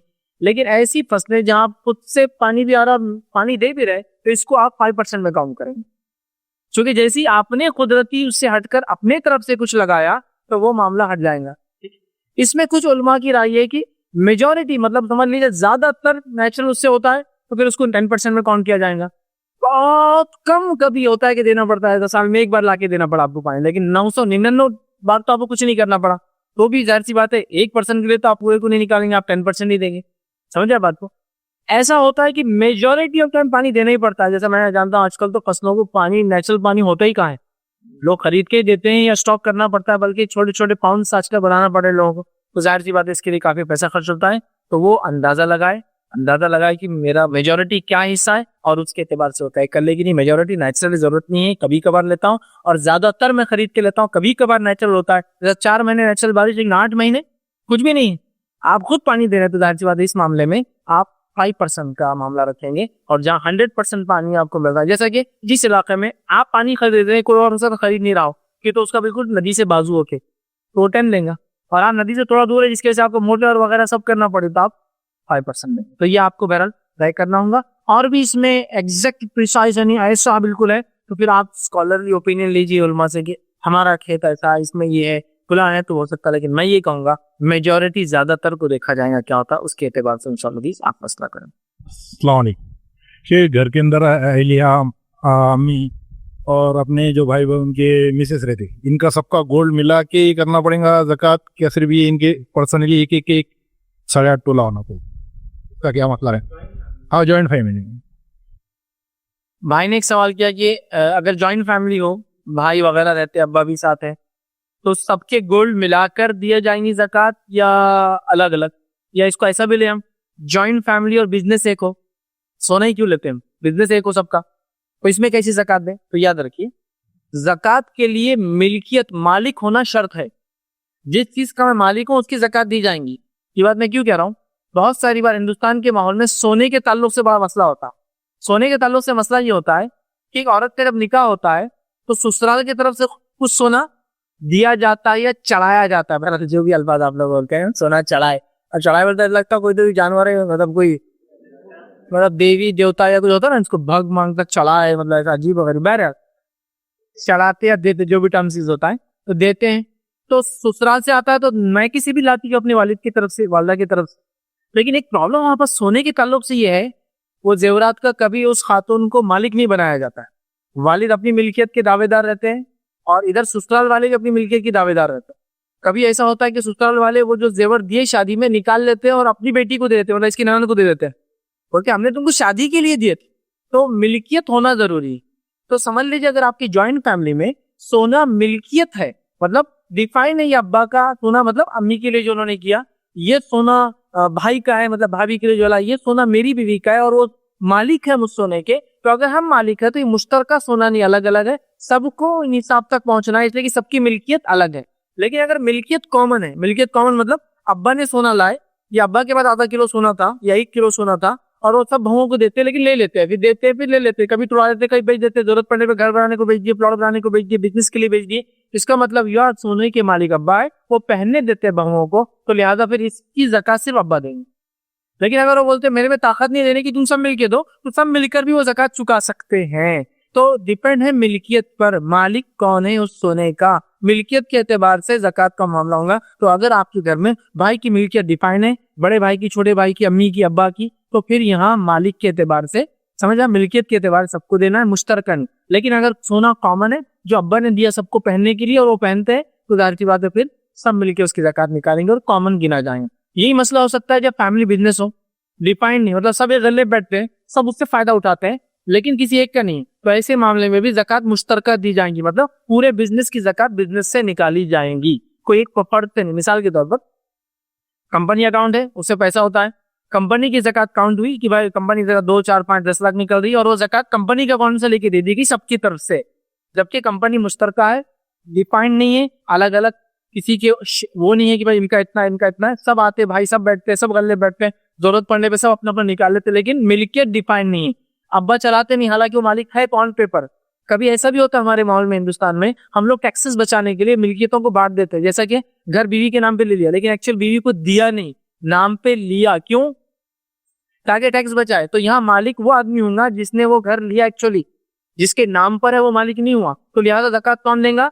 जो उसका एक्चुअल मालिक है, नाम पर किसके, उससे नहीं। जैसा कि बीवी को शौहर ने जेवर दिलाया, लेकिन क्या बोला कि बेगम जब जरूरत पड़ेगी मैं ले लूंगा ये, तो मालिक बीवी नहीं हुई, मालिक शौहर हुआ। बीवी कब मालिक हुई? जब उसको मुकम्मल इख्तियार हो खरीदने और बेचने का, लेने और बदलने का, वो हुई फिर मालिक। समझ रहे आप?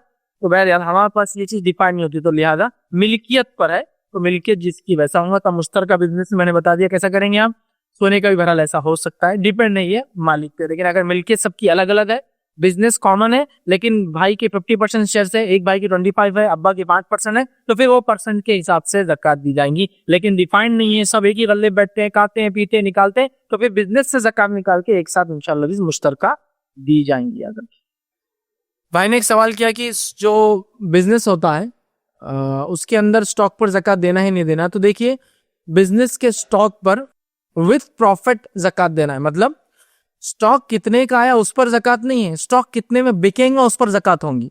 तो फॉर एग्जांपल आपने बिजनेस के लिए माल लाया, जिस माल की कॉस्ट है 100 रुपीज, जो कि लैंडिंग कॉस्ट है उसकी, लेकिन उसको प्रॉफिट ऐड कीजिए आप, जो भी आपका होता है 20%, 25, 30, 35, 40, 45, 100, 200, 300%, अलग अलग बिजनेस के अलग अलग प्रॉफिट रेंज होते हैं, ठीक है। तो आप वो प्रॉफिट रेंज ऐड करके ज़कात निकालेंगे। फॉर एग्जाम्पल आया 100 में, लेकिन 300 रुपीज की उसकी कॉस्ट है सेलिंग, तो सेलिंग के हिसाब से होगा। जैसा मैं कंस्ट्रक्शन का बिजनेस करता हूँ, मैंने जमीन खरीदी, फ्लैट्स बनाए, फ्लैट्स की मेरी मतलब कंस्ट्रक्शन कॉस्ट है 20 लाख, लेकिन सेल होता है 1 CR, 2 CR, 3 CR, तो ज़कात दी जाएंगी 1 CR, 2 CR, 3 CR पे, 60 मतलब 20 लाख पर नहीं दी जाएंगी। समझ रहे बात को? तो जो स्टॉक होता है, स्टॉक की ज़कात स्टॉक पे प्रॉफिट ऐड करके दी जाएंगी। अब एक क्वेश्चन ये भी आ सकता है, स्टॉक तो वेरी होता है, आज 10,000 का है, कल 20 का है, परसों 1 लाख का है, परसों 2 लाख का है। तो इस पे जो उलमा का ओपिनियन है, उनका मशवरा है, वो ये है कि एवरेज स्टॉक क्या होता है साल भर, वो निकाला जाएगा। फॉर एग्जाम्पल 10 लाख का माल, 50 लाख का माल महीने में बेचता हूं, लेकिन 5 लाख का होता है जो साल भर पड़ा होता है, किसी भी वक्त इतना तो होता है। ऐसा है कि ऑफ सीजन में 5 लाख का होता है, ऑन सीजन में 10 लाख का होता है, लेकिन 5 से कम कभी नहीं होता, तो फिर 5 लाख की ज़कात दी जाएंगी। 5 लाख बोले तो आप समझे ना, वो प्रोडक्ट कॉस्ट प्लस प्रॉफिट मिलाकर मैं बोल रहा हूँ ये बात। तो 5 लाख की तो एवरेज निकाले और एवरेज पे ज़कात दे। जैसा कि मेरे दुकान में 10 लाख की किताबें साल भर रहती है तो मैं 10 की दे दूंगा, 15 की तो रहती है, 25 की भी रहती है कभी, लेकिन मिनिमम 15 का तो होता ही है जो मेरा है, बहरहाल वो कर सकते हैं। और बिजनेस है प्रॉफिट, मतलब ज़कात पूरे चीज़ें काउंट करके, जो देना आना है वो काउंट करके, जो देना है वो निकाल के हिसाब किया जाता है ज़कात का। ऐसा कि 10 लाख रुपये मेरे पास है जिस पे ज़कात वाजिब है, 5 लाख की उधार है, तो 10 में से 5 कम करके ज़कात होंगी 5 लाख की। तो उसको आप कैलकुलेट करें, उसका एक खाना बनाएं, क्या है और क्या आना है और क्या देना है, क्या है और क्या आना में से क्या देना है कट कर दीजिए। इंशाल्लाह जो अमाउंट आएंगे उस पर 2.5% आपको इंशाल्लाह ज़कात देना है। तो स्टॉक पर भी याद रखिए ज़कात, ये कंपनी का हो सकता है, शोरूम का हो सकता है, डीलर का हो सकता है, आपके घर में हो सकता है, या आपके कुछ भी बहरहाल हो सकता है, वहाँ स्टॉक है तो उस पर आपको ज़कात देना है, याद रखिए। भाई ने एक सवाल किया कि नकली बाल लगाना चूंकि शरीयत में हराम है, अल्लाह के रसूल सल्लल्लाहु अलैहि वसल्लम लानत भेजी, तो हेयर ट्रांसप्लांट कराना कैसा है? देखिए, नकली बाल लगाना और हेयर ट्रांसप्लांट में फ़र्क है। इसमें उलमा का फतवा यह है कि अगर हेयर ट्रांसप्लांट आपके ही बाल निकाल के आपके ही सर में लगाए जा रहे हैं तो फिर इसमें धोखा नहीं है, ये जायज़ है। हेयर ट्रांसप्लांट में क्या होता है, हेयर नेचुरली लगाए जाते हैं और वो ग्रो भी करते हैं। जैसा झाड़ लगाए जाते हैं तो खुद लग के उगता है ना, वैसा किया जाता है, ग्रो भी करते हैं, मतलब क्लस्टर ऑफ हेयर्स निकाले जाते हैं आपके दूसरे पार्ट में से सर के, और वो क्लस्टर ऑफ हेयर दूसरी जगह अलग अलग लगाए जाते हैं, फिर वो धीरे धीरे बढ़ना शुरू हो जाते हैं। तो इसमें उलमा कहते हैं अगर आपके ही बाल हो और आपके ही सर में लगाए जा रहे हो, ठीक है, आपके सर के हिस्से में लगाए जा रहे हो और वो नेचुरली उगते हैं, तो इसमें धोखा कहीं भी नहीं है, आपके बाल है, ओरिजिनल बाल है, समझा। लेकिन इसमें कोई पूछे कि आपके बाल हेयर ट्रांसप्लांट कराए हुए, तो आपको बोलना पड़ेगा हाँ ट्रांसप्लांट कराए, लेकिन वीक नहीं हो सकता। आप ये बोले नहीं मैं वीक को बोलूंगा हर जगह मेरी वीक है, मेरी वीक है, नहीं, वीक में आप किस किस को बोलेंगे, देखने वाला धोखे में है ना। तो अगर हेयर ट्रांसप्लांट में आपके ही बाल लेकर आपके ही सर में लगाए जा रहे हैं जो कि नेचुरली उगेंगे तो उलमा ने कहा जायज़ है, लेकिन आपके बाल लेकर जो अभी है, हो सकता है बाद में चाहिए, या लंबे कर रहे हैं जहां के है, फिर उसको काट के वहां लगा रहे जहां नहीं है, वीक बना के, वो जायज़ नहीं होगा। वीक जायज़ नहीं है, लेकिन आपके ही बाल अगर ट्रांसप्लांट कराए जाते हैं इंशाल्लाह तो फिर उसमें इंशाल्लाह वो लानत का मुस्तहक नहीं होगा, वो दुरुस्त और जायज़ होगा इंशाल्लाह। भाई ने एक सवाल किया कि उन्होंने एक प्लॉट लिया और ये सोचा कि बाद में मैं इंशाल्लाह इस प्लॉट को बेच दूंगा, ठीक है, तो या तय नहीं किया नियत की क्या करूं, बेचूंगा या रखूंगा, तो इस मामले में क्या है? देखिए, जब आप कोई चीज़ खरीदे तो आपकी नियत वाज़ेह होना ज़रूरी है। इन्नमल आमालु बिन्निया, अमाल का इन्हिसार नियतों पर है, तो लिहाजा आपको नियत तो तय करना होगी बेचना है या रखना है। अगर आप ये सोचते हैं कि मैं इसको रख लूंगा, रेट आए तो बेच दूंगा, तो ये नियत बेचने की मानी जाएंगी, पूरी नियत। और अगर आप ये सोचते हैं नहीं मैं इसको रख लूंगा, बेचने का कोई इरादा नहीं है, तो फिर आपकी रखने की नियत मानी जाएंगी, लेकिन इसमें अल्लाह को धोखा देने का इम्कान और चांस नहीं, अभी नियत कर लेता लेकिन बाद में बेच दूंगा, तो नियत बेचने की है। ऐसा भी लोग करते हैं कि अभी नियत पे है ना सब, तो नियत क्या करके लो, नहीं बेचना है, नहीं बेचना है, लेकिन अंदर दिल क्या बोल रहा, बेचना है, बेचना है, बेचना है। तो अल्लाह ताला भैया वो देखता है जो अंदर है एकदम, तो लिहाजा बेचने की नियत है, तो आपको अपनी नियत को क्लियर करना होगा। मैंने एक प्लॉट लिया, जो नियत थी मैं अपने लिए रखूंगा, जब तक मैंने अपने लिए रखूंगा सोचा था तब तक ज़कात नहीं है। फिर मैंने सोचा गरीबी, मुसीबत, मुश्किलें, बीमारियों की वजह से या कुछ वजह से ऐसा लगा कि बेच देना अच्छा है, यहीं रहना अच्छा बना लूंगा, तब बेचने की नियत करने के बाद जब 1 साल हो जाएगा तो उस पर ज़कात शुरू हो जाएंगी, याद रखिए। लेकिन बेचने की नियत क्या, 2 महीने में बिक गया, पूरा पैसा आया, घर बना लिया, तो इस पर कोई ज़कात नहीं है, समझिए। अब मैंने एक प्लॉट बेचने की नियत से लिया था, 4 साल तक मैंने नियत बेचने की रखी, 4 साल तक ज़कात दी उसकी, और उसके बाद मैंने सोचा अब नहीं बेचना है तो कोई मसला नहीं, उसकी ज़कात जो दी आपने दुरुस्त किया, अब आप नहीं बेचेंगे इसको, ठीक है। मतलब ये नहीं क्या बोलेंगे 4 साल की ज़कात वापस ले लूँ इसलिए कि मैंने, या फिर अभी जो ज़कात जारी इसमें से कम कर लूँ इसलिए कि मैंने, नहीं, वो जो गई वो हो गया, खत्म, याद रख। मैं ये क्यों कह रहा हूँ, बहुत सारी बार लोग प्लॉट के ताल्लुक से गलतफहमी रखते कि बिकेगा तो क्या करेंगे, जब देंगे 1 साल की, नहीं, ये गलत है। जब तक प्लॉट बिकने की नियत से आपके पास है आपको उसकी ज़कात देते रहना है, याद रखिए। जब तक के आपके पास वो प्लॉट है आपको तब तक उसकी, याद रखिए, ज़कात देना है। बहुत से लोग बोलते नहीं अब प्लॉट है, पैसा कहाँ, बस कैश, तो बेच के दो प्लॉट के अंदर से हिस्सा। तो आप अपने लिए शरीयत को नहीं बदल सकते, याद रखिए। तो लिहाजा नियत को डिफाइन कीजिए, और कोई भी चीज जो बेचने की नियत से ली, इसमें मैं वो भी शामिल करता हूँ। हज की नियत से पैसा जमा करूँ तो क्या इस पे भी ज़कात दूं? हाँ, देना पड़ेगा। बच्ची की शादी के लिए पैसे जमा कर रहा हूँ, क्या ज़कात दूं? हाँ, अगर निसाब को पहुंचता देना पड़ेगा। बीमारी है मुझे, मैं पैसे जमा कर रहा हूँ ताकि उसमें लगाऊं, ठीक है, लेकिन वो निसाब से ज्यादा पहुंचते ज़कात देना पड़ेगा। ये अलग बात है कि अगर बीमारी के लिए ही आपके पैसा नहीं, आप मांग कर लेते हैं, तो मांगे हुए पैसे पे फिर ज़कात नहीं, चूंकि वो खुद किसी का दिया हुआ आपकी मदद के लिए, वो एक अलग शक्ल है। जैसा इदारे तंजीमें होती है वो ज़कात जमा करते हैं, उनको ज़कात नहीं देना है उसकी, इसलिए कि ऑलरेडी वो ज़कात का पैसा, ठीक है। तो बहरहाल आपको नीयत अपनी क्लियर करना होगी और नीयत के हिसाब से फिर बहरहाल काम करना होगा, इसलिए कि नीयत बड़ी अहम है याद रखें। तो क्लियर कर लीजिए बेचना है या रखना है, उसके बाद इंशाल्लाह बात तय की जा सकती है। भाई ने सवाल किया क्या प्लॉट के मामले उलमा का कुछ इख्तिलाफ है? नहीं, इसमें कोई इख्तिलाफ नहीं, याद रखिए उलमा के बीच में, ठीक है, कि जो भी चीज निसाब को पहुंचती है और साल भर आपके पास बाकी रहती है, जो आपके इस्तेमाल से ज्यादा, उस पर ज़कात देना है, मतलब बेचने की नीयत से जो होती है, इसमें कोई इख्तिलाफ नहीं। हाँ, कुछ लोग इख्तिलाफ करते हैं और कुछ लोग उनसे फतवा लेके अपना ज़कात बचाने के लिए खास तौर से प्लॉटिंग में करते। चूंकि प्लॉट्स का कैसा हुआ, 10,000 के प्लॉट्स 1-1 करोड़ में हो गए, तो अब कहाँ दिल बोलता हो तो बेचने के बाद दे देना। अरे मेरे भाई, लेकिन अगर देने से पहले मर गया और बच्चों ने बांट के खा गया और नहीं दिए तो, जैसा आपकी नीयत फिसल रही उनकी और फिसल गई, तो अब्बा का अब्बा देखेंगे ना जहन्नुम में, अपने क्या करने का है उनकी ज़कात देकर। नहीं, मैं 5 साल तक रखूंगा, जब 5 करोड़ रेट दूंगा, जब दूंगा, जब 5 करोड़ रेट दूंगा तो हिसाब लगाऊंगा, पहले साल 1 करोड़, दूसरा 2 करोड़ रेट हुआ, तीसरे साल 3-4, फिर निकाल दूंगा। लेकिन आपकी जिंदगी नहीं बची, तब तक आप गुनाहगार है। अगर आप मर गए तो एक गुनाह कबीरा के साथ मरेंगे कि ज़कात अदा नहीं की आपने, समझ रहे हो? तो लिहाजा वैसा मत कीजिए, उसमें से निकालिए, उधार लेके दीजिए। मैं तो बोलता हूँ गाड़ी बेच के दीजिए, फिर अपनी गाड़ी बेच दीजिए, अपना जो घर रहते हैं उसको बेच दीजिए ना। प्लॉट इतना महबूब है आपको और इतना फायदा दे रहा है, तो आप ज़कात भी तो दीजिए उसकी, तो आपको देना है, इसमें इख्तिलाफ नहीं। लोग इख्तिलाफ करते हैं। जो भी माल तिजारत का हो, साल भर आपके पास पड़ा हो और निसाब को पहुंचता हो, तो आपको उसकी ज़कात देना ही, इसमें कोई इख्तिलाफ नहीं होगा। भाई ने सवाल किया कि अगर बीसी वगैरह आदमी पैसा जमा करता है, उस पर ज़कात कैसी देंगे जो सेविंग्स निकाल के रखता है? तो देखिए, मिसाल के तौर पर आपने 5,000 रुपये महीना भरते हैं आप, 5,000 रुपये जब डाले तो ये तो निसाब को नहीं पहुंचा, निसाब नहीं हुआ ना। लेकिन आपके दूसरे सेविंग्स, दूसरे बैंक अकाउंट्स और वगैरह मिला के पहुंचता है, तो आपको ओवरऑल काउंट करना है। आप समझ रहे हैं ये बात को? आप इसको अलग अलग काउंट मत कीजिए, प्लॉट, बॉन्ड, शेयर, एफडी, ये अकाउंट का कैश अलग और बीसी का कैश अलग नहीं, क्योंकि ये सारी चीजें कैश से मुतालिक है, सबको एक साथ काउंट किया जाएगा, इसमें निसाब नहीं है कोई, समझ रहा? एक अकाउंट में 5,000 है, एक अकाउंट में 10,000 है, बीसी में 5,000 डाला, उनको 10,000 दिया हुआ, इनको 15, ये सब मिला के एक निसाब बनेगा, टोटल 50,000, जो कि हो जाता है निसाब से ऊपर। लेकिन आप बोलते बाकी कुछ भी नहीं भाई, बीसी है, मैं खुद बीसी पे मेरा डिपेंड है, 5,000 डाला तो निसाब को नहीं पहुंचा, अगले महीने 5 डाला तब भी नहीं पहुंचा, 585 ग्राम्स ऑफ सिल्वर तक पहुंचना है। आप समझ लीजिए वो समझो, और 35 हज़ार रुपये, समझो 30,000 रुपये हो रहा है, 35,000 रुपये। 35,000 रुपये कब होंगे? 7वें महीने में आपकी, है ना। अब 7वें महीने से बीसी कब उठ रही है आपकी? 10 नंबर के बाद, तो मतलब 3 महीने बाद उड़ जाएंगी। या पहले उड़ गई थी एडवांस, आप देर जब पहले उड़ गई तो वो तो उधार है आप पर वो पैसा, है ना। लेकिन समझ लीजिए आपका नंबर 10 हुआ था, 12वां था, अब आपको उसके और कितने शेयर भरे आपने? 5, 6, 7 शेयर भरे।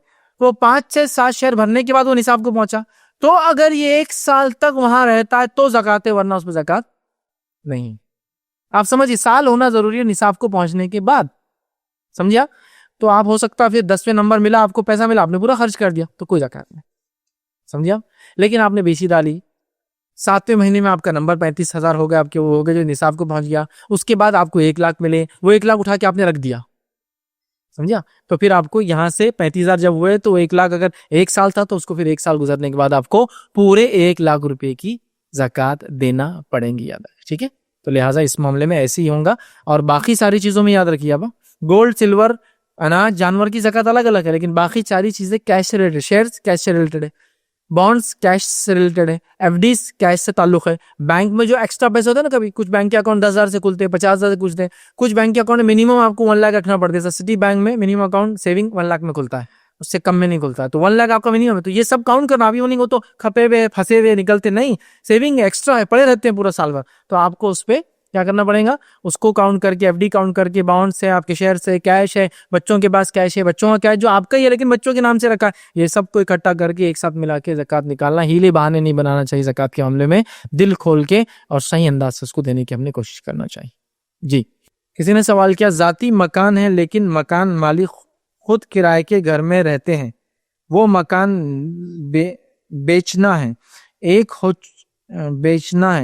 हो चुका है लेकिन मकान नहीं बिक पाया, तो क्या ज़कात है? देखिए, जाती मकान है लेकिन वो बेचना है, और मकान जिसका है किराए घर में रहते हैं, तो वो मकान लेकिन अभी बिक नहीं रहा है, तो क्या उस पर ज़कात है? हाँ, आपने जिस दिन नियत की थी कि इस मकान को बेचना है, तब से लेकर अगर उस पर 1 साल गुजर गया और वो मकान की कीमत निसाब को पहुंच गई, और ज़ाहिर से तो पहुंचती, कितना भी सस्ता मकान हो निसाब को पहुंच जाता है, ठीक है। तो निसाब को पहुंचती है उसकी कीमत, तो आपको हर साल उस मकान पे ज़कात देनी होगी। अब आप ये बोले कि हम खुद खल्लाश हो चुके हैं इसलिए तो हम घर बेच रहे हैं, तो ऐसी कैफियत के अंदर ये कहा जा सकता है कि आप फिर रुके रहे और बिकने के बाद एक साथ पूरी ज़कात निकालना पड़ेगी जितने सालों तक रुके रहे, एक आदमी खुद मजबूर है, उसको पैसे की जरूरत है और उसका मकान वो बेचना चाह रहा है मजबूरी के तहत, तो वो खुद बेचारा गरीब खल्लाश हो चुका है, बिकते ही वो चाहता है करे। तो इस मामले में जब मकान बिकेगा, बिकने के बाद इंशाल्लाह वो तमाम, जैसा 1 साल तक नहीं बिका तो 1 साल की बिकते ही दे दे,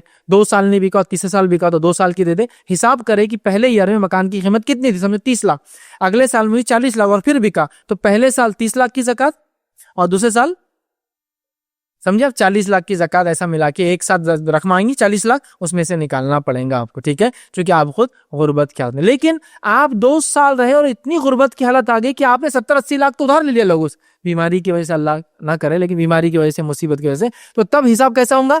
पहले आप चुकाएंगे, चुकाने के बाद बचा तो देंगे, नहीं बचा तो छोड़ देंगे, इसलिए कि आप खुद उस दौरान मुफलिस हो चुके थे, गरीब हो चुके थे, और माल वो तो मजबूर, घर आपके पास था लेकिन मजबूरी थी, वो बिका तो ही आप उधार चुका सकते, तो उस शक्ल में इंशाल्लाह फिर तो ज़कात नहीं रहेंगी। लेकिन आम हालत में आपको उसकी भी ज़कात देना है, उस घर की जिसको आपने बेचने की नीयत की हो।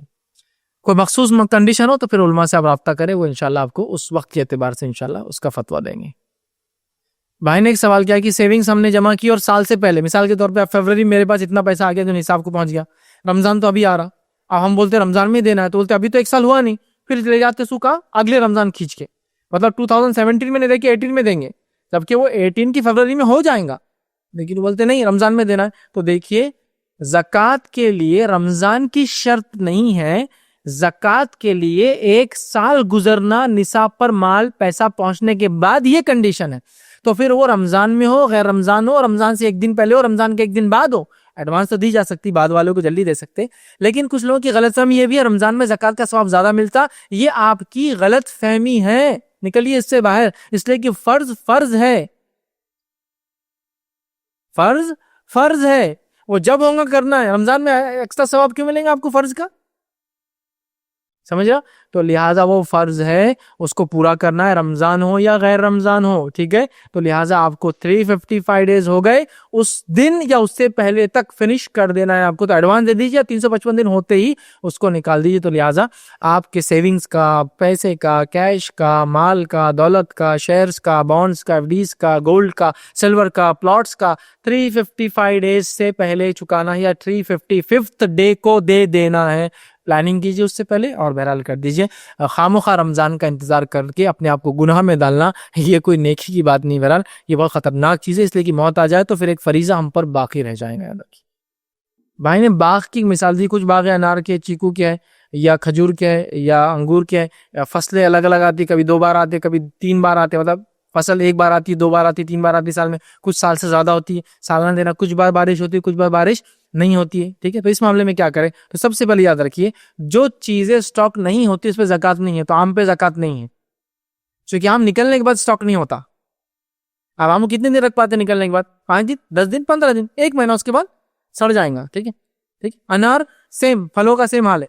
तो आप इसके, ये जो चीजें ऐसी चीजें जो स्टॉक नहीं होती, याद रखिए, इनको आप इसकी इनकम पे ज़कात होंगी, आपको इस चीज पे ज़कात नहीं होंगी।